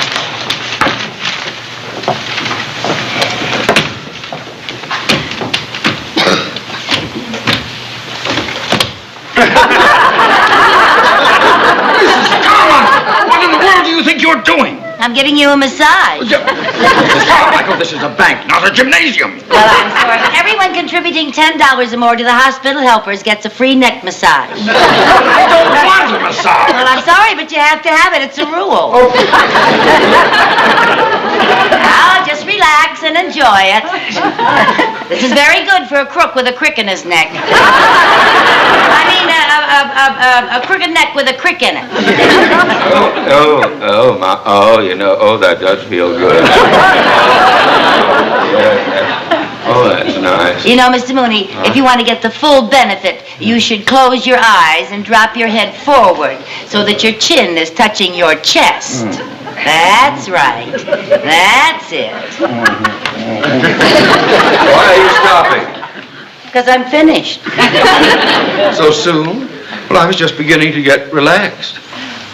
Oh, well, then maybe just a little more.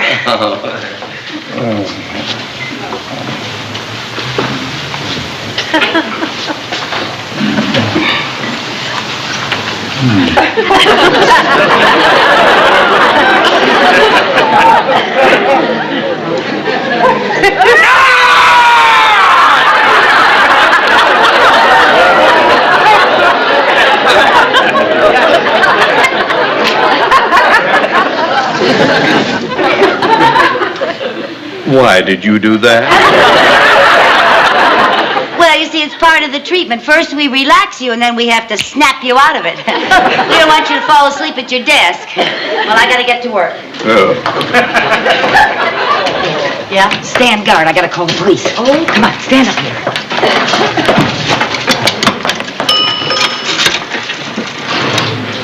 Give me the police, quick! Go away.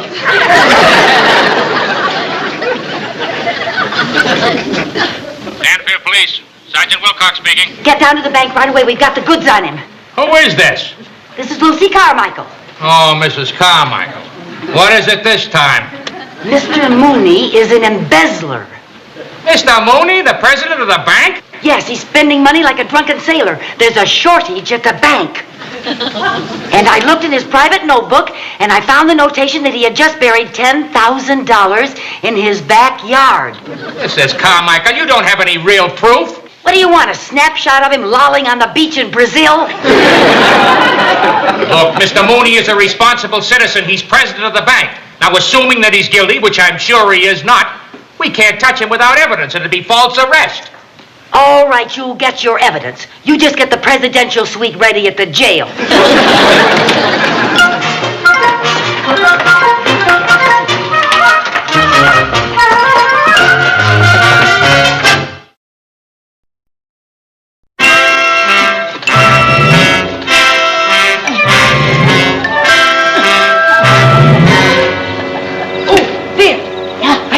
Yeah? Another bone. Oh, fine. Maybe that's what it meant in the notebook. His dog buried 10,000 bones in the backyard.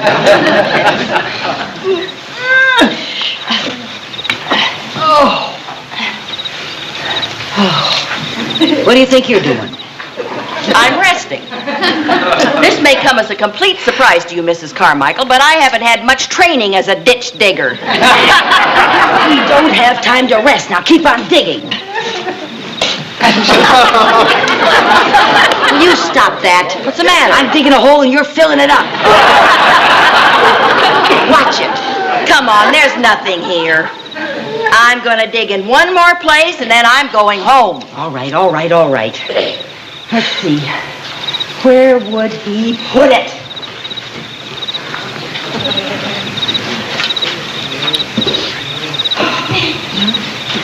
What would you do with $10,000? Spend it on wine, men, and song. Speak up.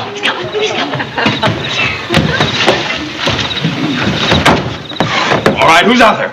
I heard you. Come on now, speak up. Who's out? Well, by George, I'll come down and see for myself.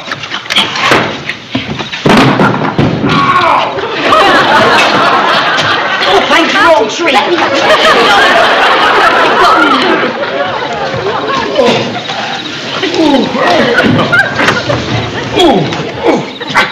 All right, now, come on. Where are you? Where?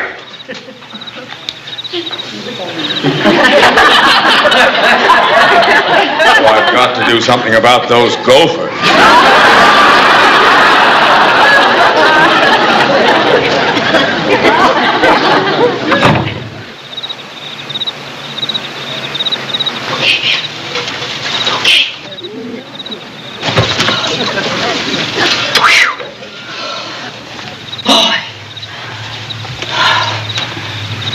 I've had it. You be quiet. I'm going home. Oh, come on now. You promised you one more place. All right, one more, then I'm going home. All right, keep your voice down, will you? Oh, where did he put it? I know it's out here. All right, I've decided this is the place. What makes you think so? It's the only place left.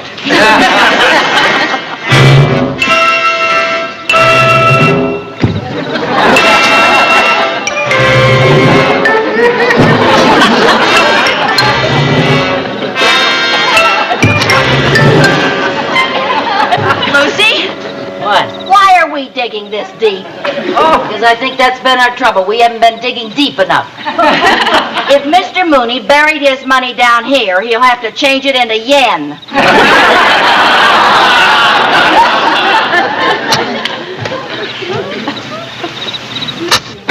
Oh, Viv, yeah? Viv, I got something.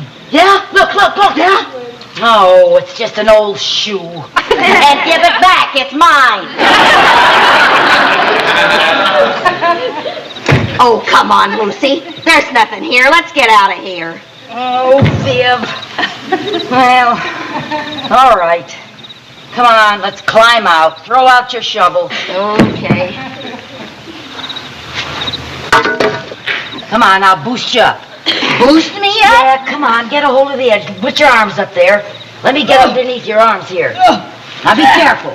Oh, Lucy, careful. You just kicked some dirt in my face. Be careful. Oh, okay. Up you go. Oh, Viv, you're sitting on my head. All right, Vivian. You boost me up. Come on. Come on.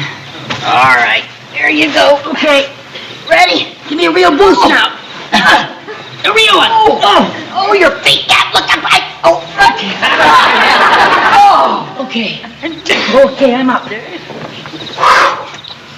Give me your hands. Okay? Yep. I got it. Now brace yourself. All right? Okay.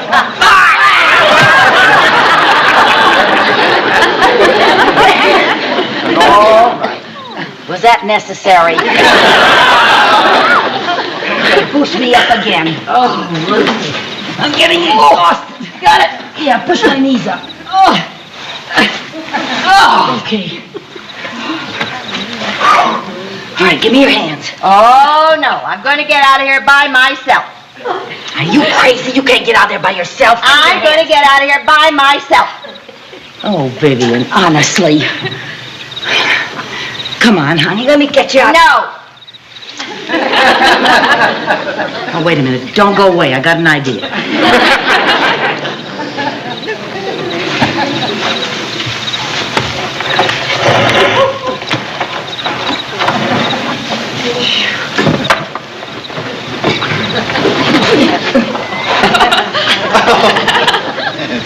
Okay. Now, tie this around your waist. Okay, I'll tie it around the tree, see?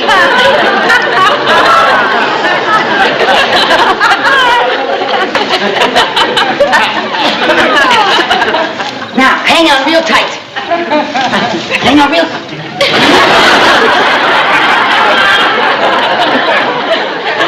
What are you, a wise guy or something? Mrs. Carmichael, may I take this opportunity to thank you for a very lovely evening? Come on now, I'm going home. Oh. We're going home. Oh, That's it. I've had it. I sure hate to go home. I'm so positive he's buried that $10,000 in this backyard. I just know he is. Did you hear what I heard? Yes, I did.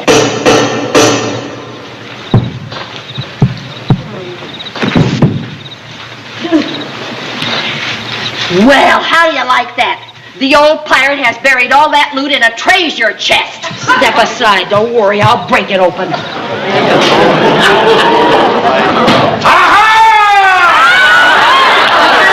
told you to wait right where you are!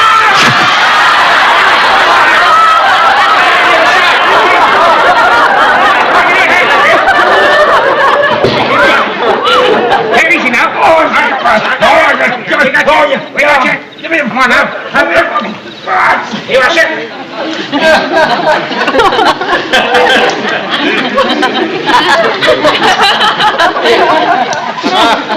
Just what do you think you're doing? Sergeant Wilcox, am I glad you're here? We just found the money you stole from the bank, you big embezzler. What money? What embezzler? What bank? What? Oh, well, of course she means the Danfield Bank. That's the only one there is in town. What are you talking about? We know all about the shortage in the books. So do I. It was a mistake, a clerical error. A likely story. And we know all about the fine furs and the fancy motor cars. Yeah. Oh, I've got to stop eating those cucumber sandwiches before I go to bed. Well, you can drop the pretense. We're just about to dig up the evidence. What? Sergeant, get the cuffs ready. Okay, everybody, step back. Step back, back.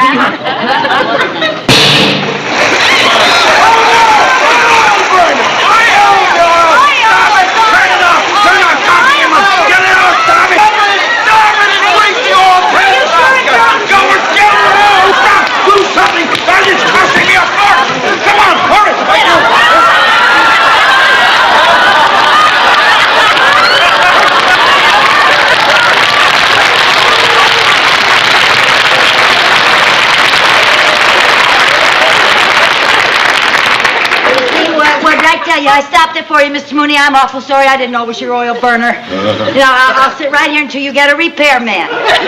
Good. I'll get one. First thing in the morning. In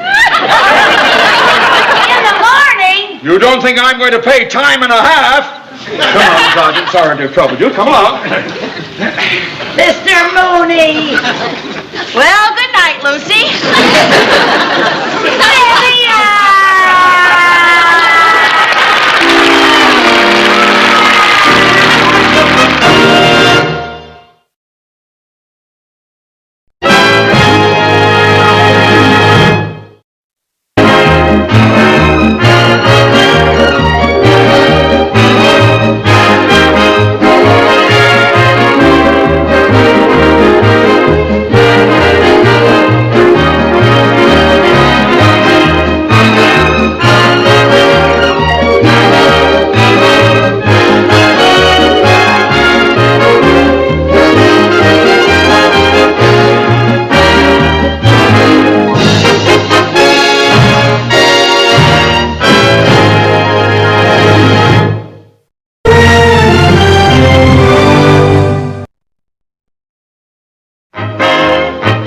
The Lucy Show, starring Lucille Ball.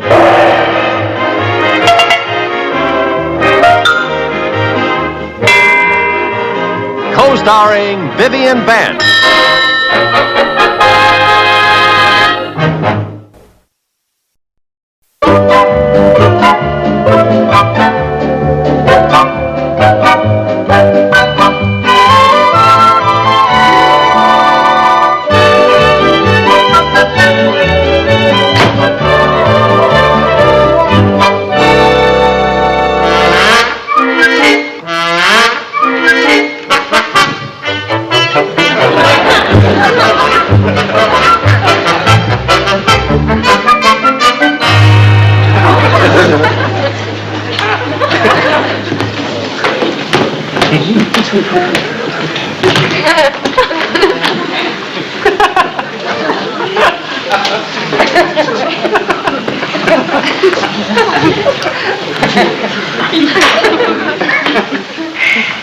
Lucy.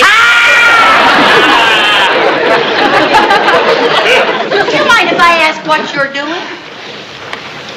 I just want the house to look as crummy as possible. Mr. Mooney's coming over. Oh, I thought maybe you were trying to get the bad housekeeping seal of approval. No, do you think it looks crummy enough so the old tightwad will give me money to redecorate? I doubt it. To get Mr. Mooney to dip into your trust fund, you'll have to set fire to the drapes. Whoa, that's an idea. Oh, come now. What started this redecorating kick? Well, I just decided to take a look at this living room. You know, like I was seeing it for the first time. And may I say, blash. Well, I thought it looked fine until you started pulling it apart. Well, I'm so sick of this color scheme. And how did you ever talk me into buying a purple chair? Well, now, it was kind of chic at the time. But it's such a purple. Yeah, now that you mention it, it is pretty purpley. Well, boy, it's gotta go. Say, if you want the place to look crummy, don't forget about the cigarette burns. Ooh, that's a good idea. Let's uncover all of them. Okay. Yeah. Hey, there's a new one. When did we get that one? Last Saturday night when Eddie brought me home from the movies. He was kissing me goodnight and he missed the ashtray with his cigar. Boy, Eddie's a sloppy smoker. Yeah, but he's a neat kisser. Well, let's see now. I'm going to have the chair and the ottoman upholstered, and I'm going to have the springs fixed. What's the matter with the springs? Don't you remember? Here's where the kids landed when they were trying out their parachute jumping. That's why we put the board in here. I forgot all about that. And I want a new lampshade, and I want to have the table refinished. Mm-hmm. That should come to about $200. Yeah, about 200. And then the new wall-to-wall carpeting, that should be another 500, don't you think? New carpeting? There's nothing the matter with this carpet, Lucy. You'll never get Mr. Mooney to go for $700. If I were you, I'd settle for the 200. That's exactly what I plan to do. Oh, you are a sly one, girl. Mr. Mooney. Yeah? Here, take that. Yeah. Ooh, I wish I could make this place crummier. Oh, I know. Here, hide this. Yeah?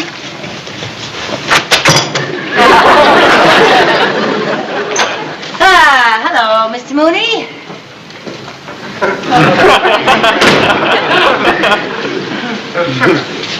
How much are you overdrawn at the bank? I am not overdrawn at the bank.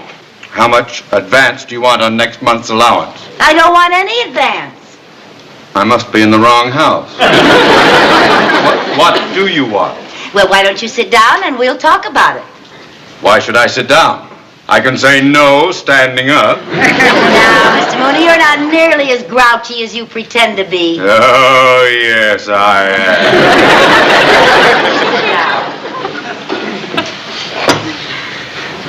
Oh, don't sit there. That's a nasty ink stain. And you wouldn't be able to put your feet up there anyway. Well, hello, Mr. Mooney. Mrs. Bagley, does Smokey the Bear know about you people? Oh, mercy, those awful cigarette burns. I'm surprised you could see them. It's so dark in here. Dark? Yes, would you turn on the lamp, dear? I don't think it's dark in here. Turn on the lamp, dear. Oh, the lamp. Yes.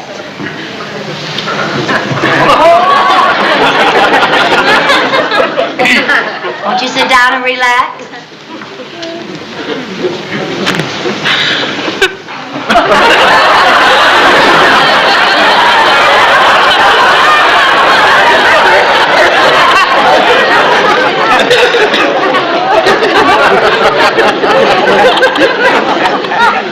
What is this, a new game? Called Sink the Banker? Oh, gracious, you got the bad springs. Here, let us help you out. Never mind. Just tell me what it is you wanted to talk to me about. I'm quite sure you didn't invite me over here just to rearrange my sacroiliac. No, Miss Mooney, as a matter of fact, I wanted to discuss the terrible condition of this living room. I am so ashamed of it. Oh, yes, we've had to stop having company. Yes, we have to have our dates meet us down at the corner. Well, it is pretty tacky. Yeah, well, I'm glad you agree. Now, to have everything fixed, I'll need about $200. $200? Not that tacky. Oh, but I have to have everything redone so it won't look shabby with the new rug. New rug? What new rug? The new wall-to-wall carpeting that's going to cost at least $500. Oh, at least. What's wrong with the rug? Well, if you want to know the truth, there's nothing wrong with the rug. I'm just bored to tears with it. Well, I'm sorry, but for $500, you will just have to remain bored. But I can't stand this rug, Mr. Mooney. I can't stand it another minute. It just makes me sick. If I have to live with this rug another minute, I'll scream. Oh, she will, too. I've just got to have a new rug. I've just got to, that's all. And don't think I'm going to give up the rug and settle for just having the chair and the ottoman upholstered and having the spring fixed and having a new lampshade.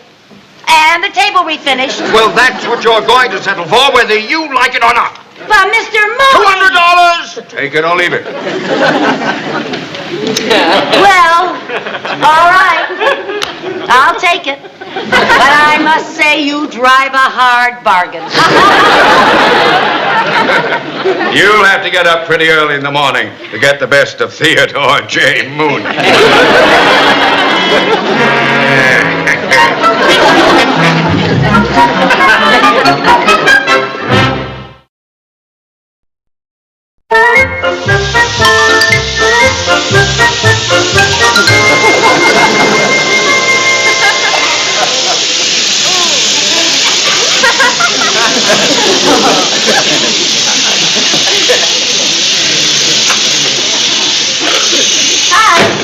Hi, girl. May I ask what you are doing? I'm spraying the sofa. What? I am spraying the sofa. I thought you were going to send it out and have it reupholstered. No, I got a whole new idea. I found it in the magazine Young Moderns. How did you get hold of a copy of Young Moderns? I lied about my age. Anyway, I saw this ad in the magazine. It was all about upholstering and spraying furniture. And, you know, with the money we save by doing it ourselves, we can both get new outfits. New outfits? Yeah. Oh, I'm for that. Lucy? Yeah? Shouldn't you be doing that outside? Oh, no, the girl in the ad was spraying all her furniture right in her living room, and she didn't spill a drop. And she was wearing a yellow satin evening gown. Oh. Why don't you go change your clothes and help me, honey? I'll do that.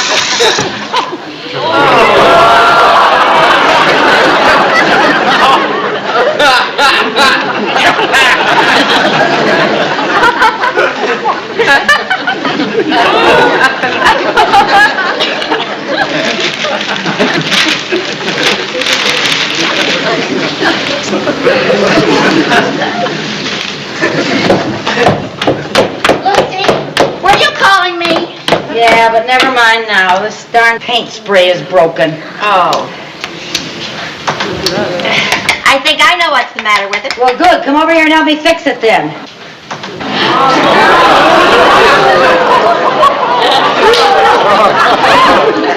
This always helps.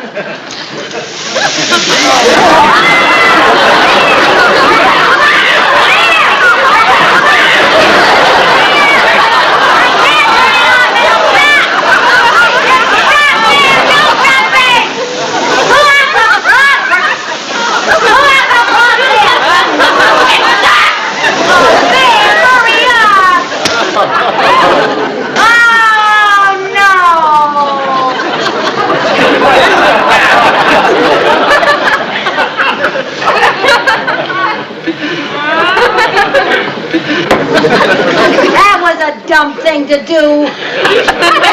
I thought it wouldn't work because it wasn't plugged in. Look at this mess. Yeah. Well, I guess we better get busy and wash the walls and the drapes, huh? For your information, this paint does not wash off. It doesn't. No, it doesn't. Now we're going to have to paint all the walls and buy new draperies. And there goes our new outfits. Our new outfits? Lucy, didn't I say to you, don't you think you ought to be doing this outside? And you said, oh, no, the girl in the ad in Young Moderns sprayed her cups right in the Okay, Viv, never mind that. We got a lot of work to do now. Don't just stand there. Why didn't you change into your work clothes? I couldn't find my yellow satin dress. It isn't plugged in. It isn't plugged in.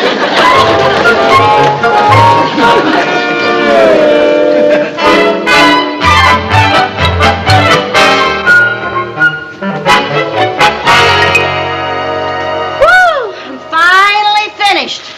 I didn't know painting was such hard work. Neither did I. Honestly, I don't know how Picasso does it. Yeah, only had to give his paintings one coat. Lucy, do you realize we've been painting since 7:30 this morning and it's 9:30 now? You're telling me. Boy, I'm tired. You think you're tired. Walls are hard to do. Try painting 20 stairs. My back is just killing me. Oh, my kneecaps will never be the same. Oh, my muscles are all throbbing. Oh, the pain, the pain. Okay, Lucy, you win the ouchathon.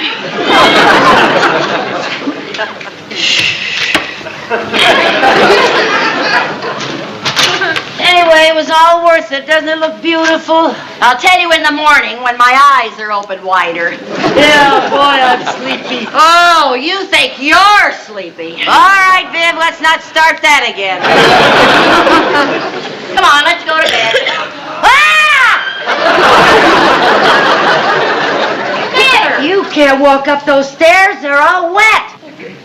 That's what you think. I am walking up those stairs and to my room, and you can repaint them tomorrow. Over my dead kneecaps. Where are we going to sleep?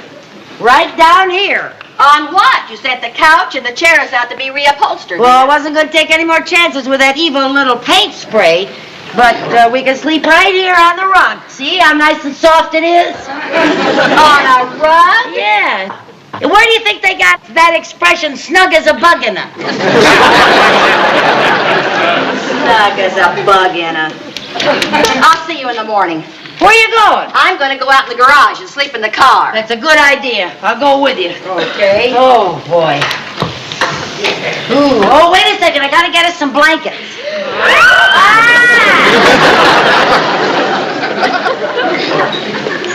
You were going to let me do that, weren't you? Uh-huh.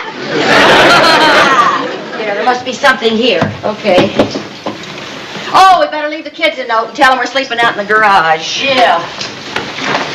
Oh, and tell them to be sure and not come downstairs in the middle of the night or they'll ruin the paint. And put it right down there so they see it when they get up.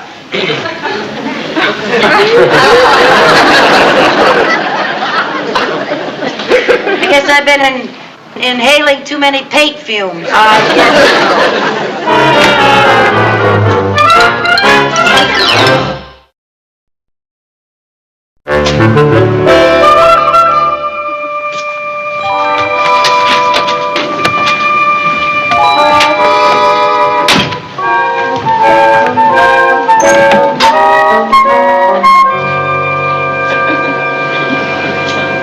How come you get to sleep in the back seat? Because there's a steering wheel in front. How come I'm stuck with a steering wheel? This happens to be my car, remember? Well, this happens to be my garage, remember? Okay, I'll sleep in my car and you sleep in your garage.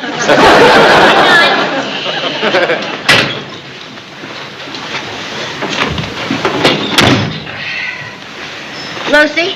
What? Why don't you close the garage doors? It'll make it warmer. Oh, those old warped things haven't closed in years. Oh.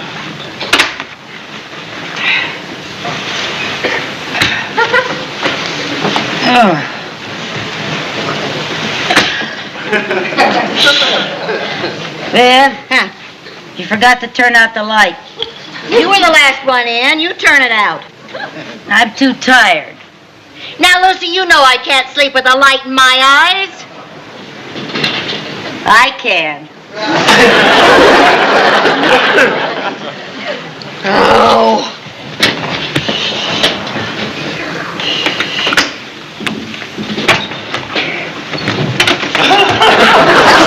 Oh, now that was a sneaky trick. Yeah, wasn't it? Well, good night. I'll see you in the morning. Where are you going? I am going to walk up your freshly painted stairs and go to my nice warm bed. Speaking of sneaky tricks. Well, you must remember I've been an apprentice for years to a master sneak. Take your old back seat back. Thank you.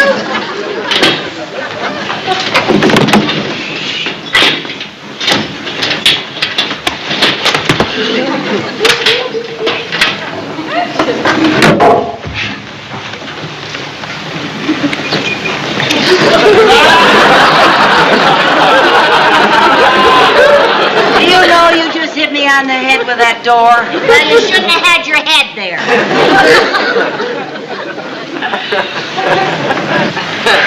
Try to get comfortable in this place.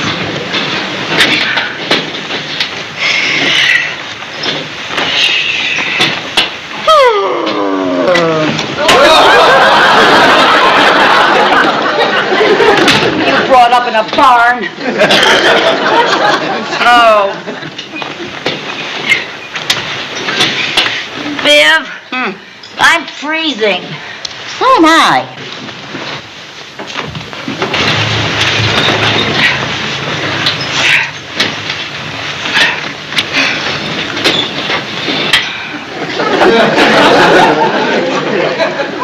Good night.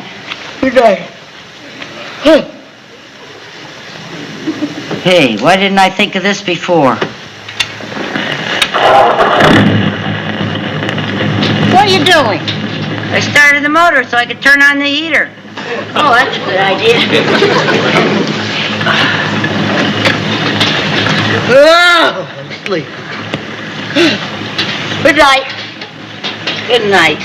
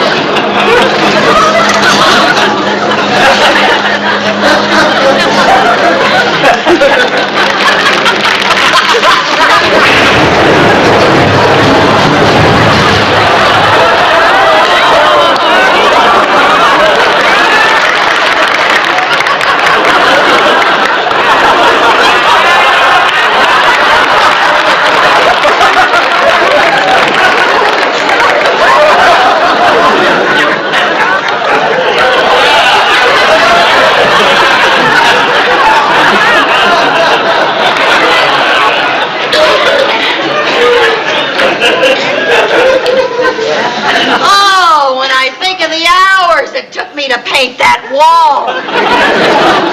It's hard to believe this all happened because I can't stand purple. Holy cow! So that's what the crash was. Mother, what happened? Well, we had a little accident. How's about you women drivers? Sherman, honey, look at my car and see if there's a dent in it. Yeah, there's a big one right here. Oh, that's been there for 3 years. It was not there. Oh, It wasn't there until you... What's that? Who's that? Mr. Mooney! I've got to use your telephone. There's been a terrible accident in the neighborhood. I was driving by. Good evening. I heard this crash.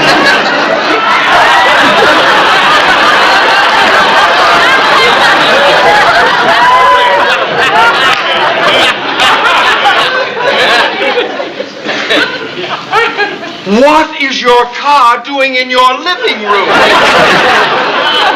Well, Yeah, where were you going at this time of night? Why were you both in the back seat? Who the heck was driving? well, those are all good questions, aren't they, Viv? Oh, splendid question. Yeah, and we want to answer them as soon as we can, but first I'd like to ask Mr. Mooney something.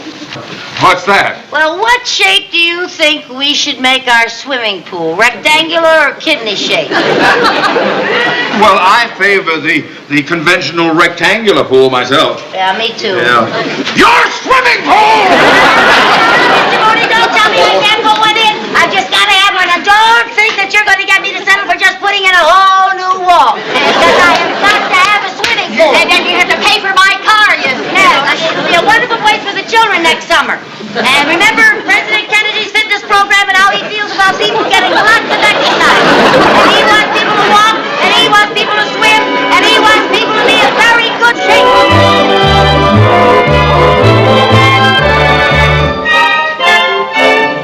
Come on, Lucy. I've been waiting in the car. We'll be late for the movie. Oh, you go ahead. I'd rather stay here and look at my new upholstery. Okay, I'd rather look at Cary Grant's upholstery. All right, Mr. Carmichael. Will you explain this bill from Paisley, the plumber? Oh, hi, Mr. Mooney. I'm glad you dropped by. How do you like my new living room? It's very nice. But would you mind telling me why repairs to a wall and the reupholstery of some furniture involves a plumbing bill for $285? Well, it's kind of a long story. Well, I have plenty of time. Give him the condensed version, Lucy. I don't like to keep Cary waiting. Well, it all started because we wanted to hang that picture on that wall over there. What are those shutters doing there? Well, I was getting to that. You see, I didn't want to make a big hole in the plaster. So I took a hammer, a very little hammer, and ever so gently tapped on the wall to find a 2x4 so I could put a nail in it. And, well, by George, I hit the wall, made a big hole anyway. Go on. Anyway, we put in the pass-through, and then we discovered that when the shutters were open, you could look right from our smart new living room into our tacky, old-fashioned kitchen. So there was only one thing to do. Well, I see you've got rid of the wood-burning stove and the pump handle. Oh, Mr. Mooney. Yeah, so that's what the plumbing bill is all about. Okay, Viv, let's go to the movie. Let me get one point clear. Now that I've seen how nice the house looks, you expect me to authorize the payment of those bills, don't you? Oh, would you be a love and do that? No, I will not be a love and do that. Now, just a minute, Mr. Mooney. If you think you're going to talk me out of going on that world cruise and only paying my remodeling bills, you can think again. A world cruise will be very educational for the children. They visit many, many countries. They learn many, many languages. They learn about exchanging monies. A world cruise is very, very interesting. I'm so glad you're back.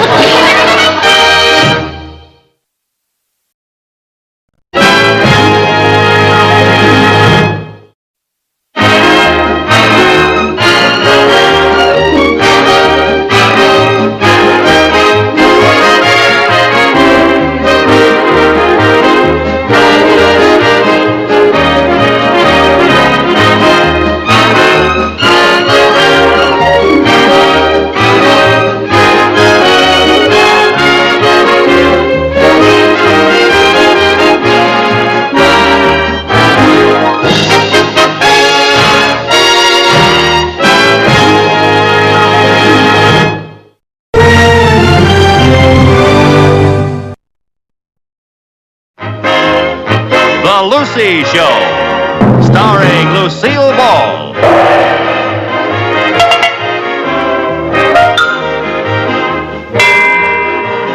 Co-starring Vivian Vance.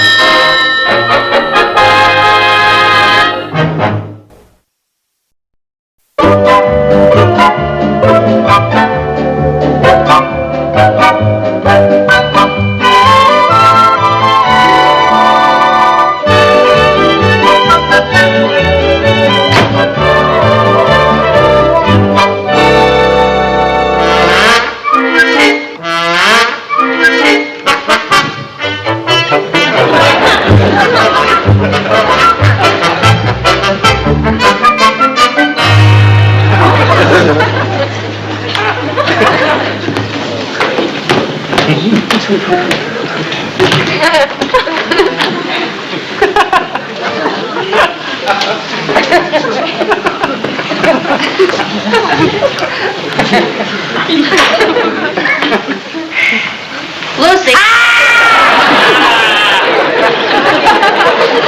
Do you mind if I ask what you're doing? I just want the house to look as crummy as possible. Mr. Mooney's coming over. Oh, I thought maybe you were trying to get the bad housekeeping seal of approval. No, do you think it looks crummy enough so the old tightwad will give me money to redecorate? I doubt it. To get Mr. Mooney to dip into your trust fund, you'll have to set fire to the drapes. Whoa, that's an idea. Oh, come now. What started this redecorating kick? Well, I just decided to take a look at this living room. You know, like I was seeing it for the first time. And may I say, blash. Well, I thought it looked fine until you started pulling it apart. Well, I'm so sick of this color scheme. And how did you ever talk me into buying a purple chair? Well, now, it was kind of chic at the time. But it's such a purple. Yeah, now that you mention it, it is pretty purpley. Well, boy, it's gotta go. Say, if you want the place to look crummy, don't forget about the cigarette burns. Ooh, that's a good idea. Let's uncover all of them. Okay. Yeah. Hey, there's a new one. When did we get that one? Last Saturday night when Eddie brought me home from the movies. He was kissing me goodnight and he missed the ashtray with his cigar. Boy, Eddie's a sloppy smoker. Yeah, but he's a neat kisser. Well, let's see now. I'm going to have the chair and the ottoman upholstered, and I'm going to have the springs fixed. What's the matter with the springs? Don't you remember? Here's where the kids landed when they were trying out their parachute jumping. That's why we put the board in here. I forgot all about that. And I want a new lampshade, and I want to have the table refinished. That should come to about $200. Yeah, about 200. And then the new wall-to-wall carpeting, that should be another 500, don't you think? New carpeting? There's nothing the matter with this carpet, Lucy. You'll never get Mr. Mooney to go for $700. If I were you, I'd settle for the 200. That's exactly what I plan to do. Oh, you are a sly one, girl. Mr. Mooney. Yeah? Here, take that. Yeah. Ooh, I wish I could make this place crummier. Oh, I know. Here, hide this. Yeah?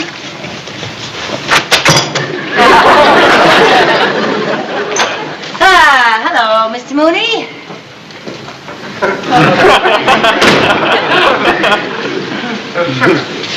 How much are you overdrawn at the bank? I am not overdrawn at the bank. How much advance do you want on next month's allowance? I don't want any advance. I must be in the wrong house. What do you want? Well, why don't you sit down and we'll talk about it? Why should I sit down? I can say no standing up. Now, Mr. Mooney, you're not nearly as grouchy as you pretend to be. Oh, yes, I am.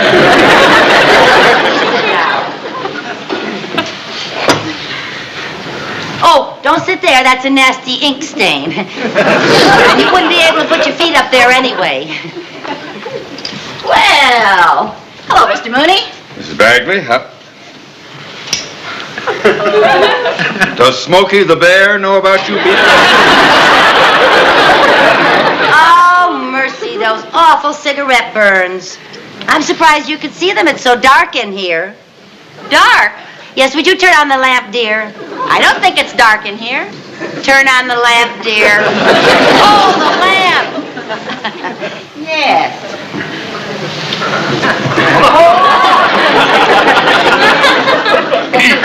Won't you sit down and relax?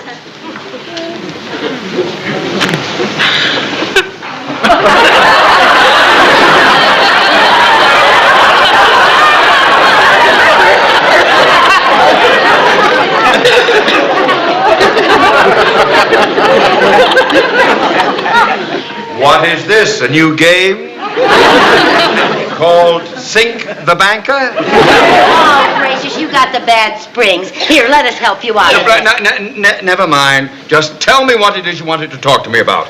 I'm quite sure you didn't invite me over here just to rearrange my sacroiliac. No, Miss Mooney, as a matter of fact, I wanted to discuss the terrible condition of this living room. I am so ashamed of it. Oh, yes, we've had to stop having company. Yes, we have to have our dates meet us down at the corner. Well, it is pretty tacky. Yeah, well, I'm glad you agree. Now, to have everything fixed, I'll need about $200. $200?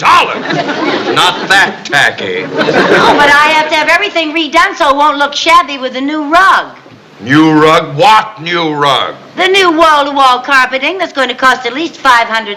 Oh, at least. What's wrong with the rug? Well, if you want to know the truth, there's nothing wrong with the rug. I'm just bored to tears with it. Well, I'm sorry, but for $500, you will just have to remain bored. But I can't stand this rug, Mr. Mooney. I can't stand it another minute. It just makes me sick. If I have to live with this rug another minute, I'll scream. Oh, she will, too. I've just got to have a new rug. I've just got to, that's all. And don't think I'm going to give up the rug and settle for just having the chair and the ottoman upholstered and having the spring fixed and having a new lampshade. And the table refinished. Well, that's what you're going to settle for, whether you like it or not. But, Mr. Mooney... $200! Take it or leave it. Well, all right. I'll take it. But I must say you drive a hard bargain. You'll have to get up pretty early in the morning to get the best of Theodore J. Mooney.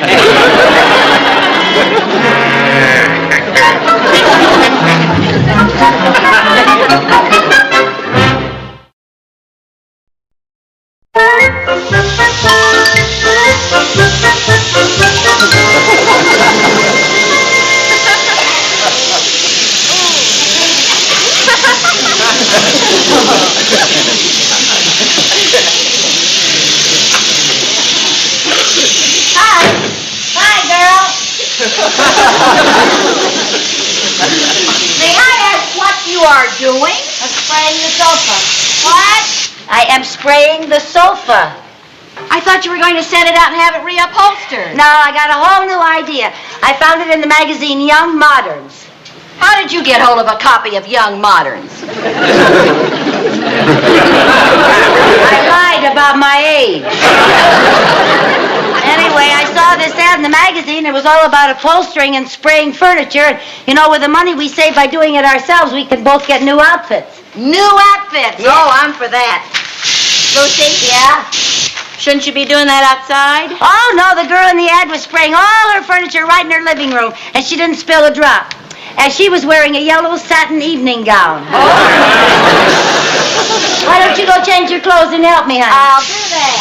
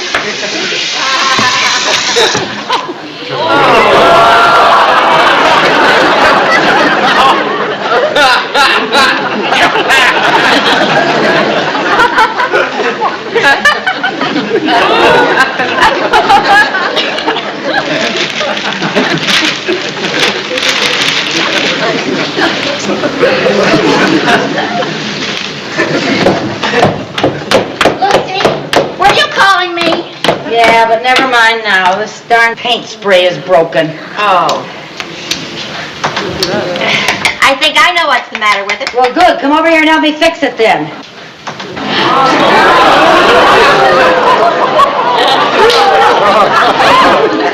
This always helps.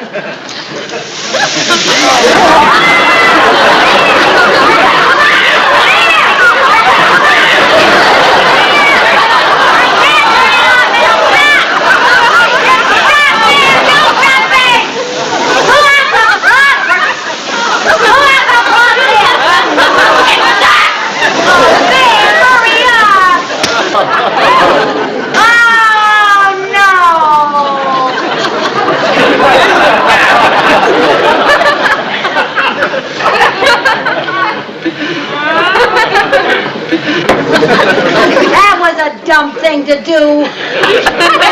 I thought it wouldn't work because it wasn't plugged in. Look at this mess. Yeah. Well, I guess we better get busy and wash the walls and the drapes, huh? For your information, this paint does not wash off. It doesn't. No, it doesn't. Now we're going to have to paint all the walls and buy new draperies. And there goes our new outfits. Our new outfits? Lucy, didn't I say to you, don't you think you ought to be doing this outside? And you said, oh, no, the girl in the ad in Young Moderns sprayed her house right in the... Okay, Viv, never mind that. We got a lot of work to do. Now, don't just stand there. Why didn't you change into your work clothes? I couldn't find my yellow satin dress. It isn't plugged in. It isn't plugged in.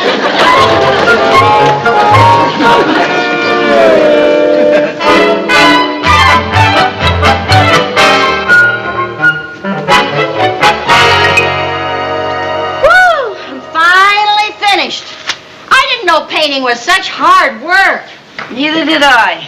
Honestly, I don't know how Picasso does it. Yeah, only had to give his paintings one coat. Lucy, do you realize we've been painting since 7:30 this morning and it's 9:30 now? You're telling me. Boy, I'm tired. You think you're tired. Walls are hard to do. Try painting 20 stairs. My back is just killing me. Oh, my kneecaps will never be the same. Oh, my muscles are all throbbing. Oh, the pain, the pain. Okay, Lucy, you win the ouchathon.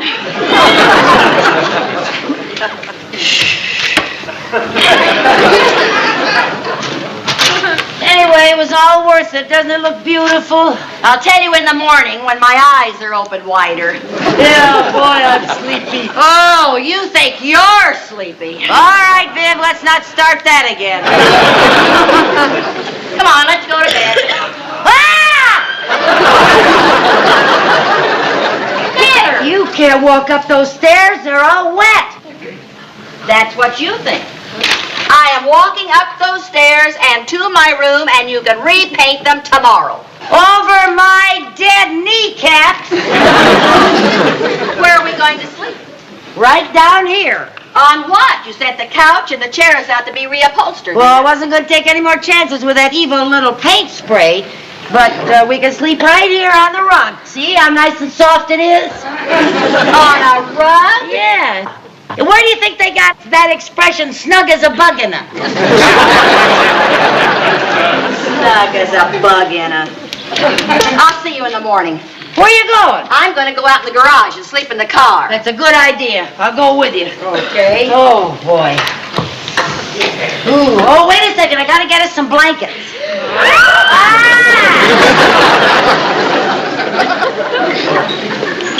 You were going to let me do that, weren't you? Uh-huh.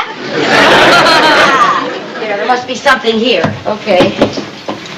Oh, we better leave the kids a note and tell them we're sleeping out in the garage. Yeah.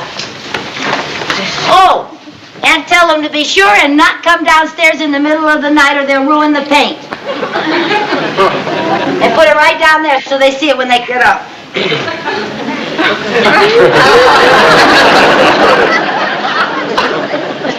I guess I've been inhaling too many paint fumes.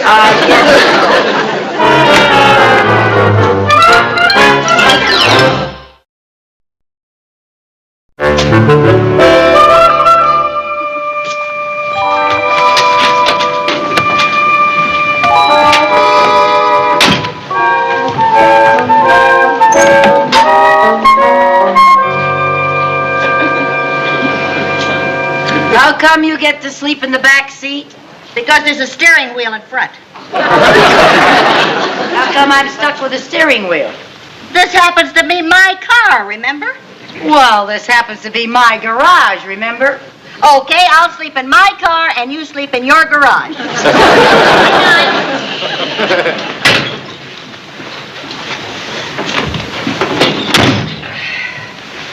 Lucy? What? Why don't you close the garage doors? It'll make it warmer. Oh, those old warped things haven't closed in years. Oh.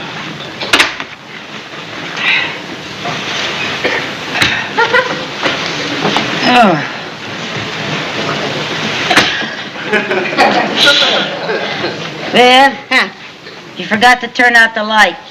You were the last one in. You turn it out. I'm too tired. Now, Lucy, you know I can't sleep with a light in my eyes. I can. Oh.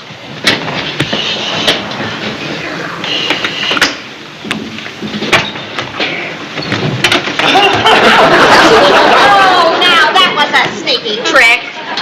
Yeah, wasn't it?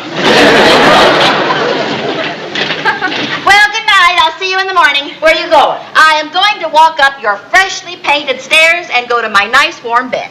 Speaking of sneaky tricks. Well, you must remember I've been an apprentice for years to a master sneak. Take your old back seat back. Thank you.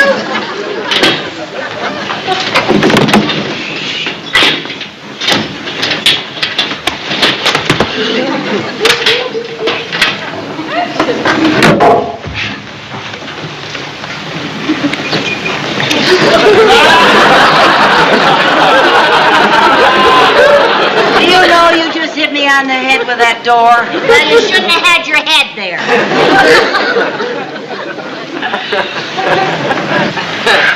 Try to get comfortable in this place.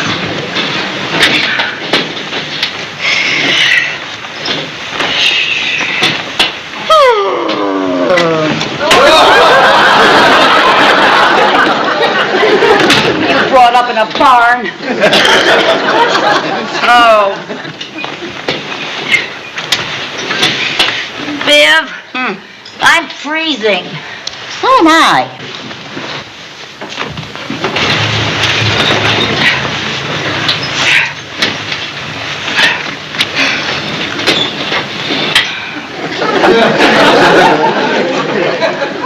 Good night. Good night.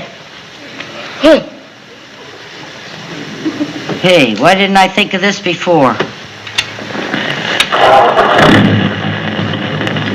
What are you doing? I started the motor so I could turn on the heater. Oh, that's a good idea.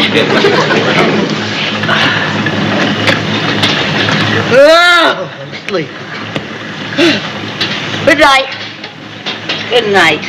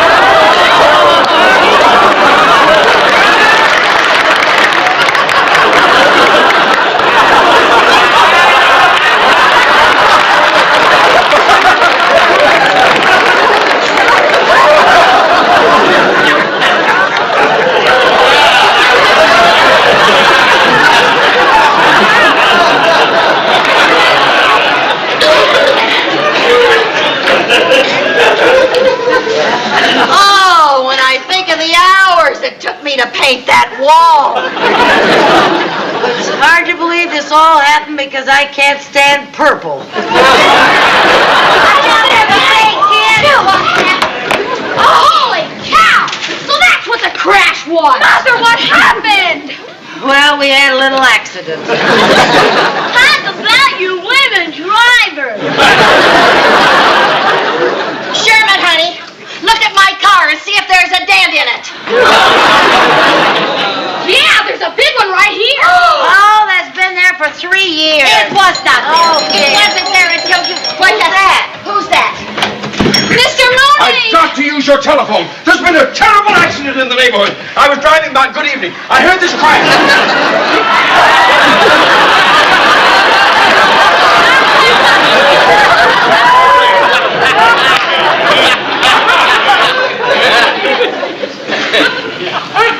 What is your car doing in your living room? Well, Yeah, where were you going at this time of night? Why were you both in the back seat? Who the heck was driving? well, those are all good questions, aren't they, Viv? Oh, splendid question. Yeah, and we want to answer them as soon as we can, but first I'd like to ask Mr. Mooney something. What's that? Well, what shape do you think we should make our swimming pool? Rectangular or kidney shape? Well, I favor the conventional rectangular pool myself. Yeah, me too. Yeah. Your swimming pool! Mr. Mooney, don't tell me I can't put one in. I just gotta have one. And don't think that you're gonna get me to settle for just putting in a whole new wall. Because I have got to have a swimming pool. And then you have to pay for my car, you Yes, it'll be a wonderful place for the children next summer. And remember President Kennedy's fitness program and how he feels about people getting lots of exercise. And he wants people to walk, and he wants people to swim, and he wants people to be in very good shape.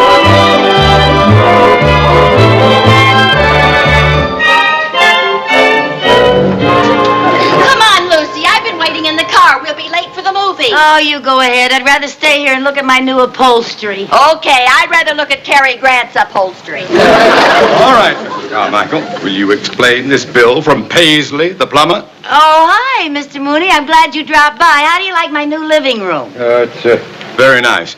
But would you mind telling me why repairs to a wall and the reupholstery of some furniture involves a plumbing bill for $285? Well, it's kind of a long story. Well, I have plenty of time. Give him the condensed version, Lucy. I don't like to keep Cary waiting. Well, it all started because we wanted to hang that picture on that wall over there. What are those shutters doing there? Well, I was getting to that. You see, I didn't want to make a big hole in the plaster. So I took a hammer, a very little hammer, and ever so gently tapped on the wall to find a 2x4 so I could put a nail in it. And, well, by George, I hit the wall, made a big hole anyway. Go on. Anyway, we put in the pass-through, and then we discovered that when the shutters were open, you could look right from our smart new living room into our tacky, old-fashioned kitchen. So there was only one thing to do. Well, I see you got rid of the wood-burning stove and the pump handle. Oh, Mr. Mooney. Yeah, so that's what the plumbing bill is all about. Okay, Viv, let's go to the movie. Let me get one point clear. Now that I've seen how nice the house looks, you expect me to authorize the payment of those bills, don't you? Oh, would you be a love and do that? No, I will not be a love and do that. Now, just a minute, Mr. Mooney. If you think you're going to talk me out of going on that world cruise and only paying my remodeling bills, you can think again. A world cruise will be very educational for the children. They visit many, many countries. They learn many, many languages. They learn about exchanging monies. A world cruise is very, very interesting. I'm so glad you're back.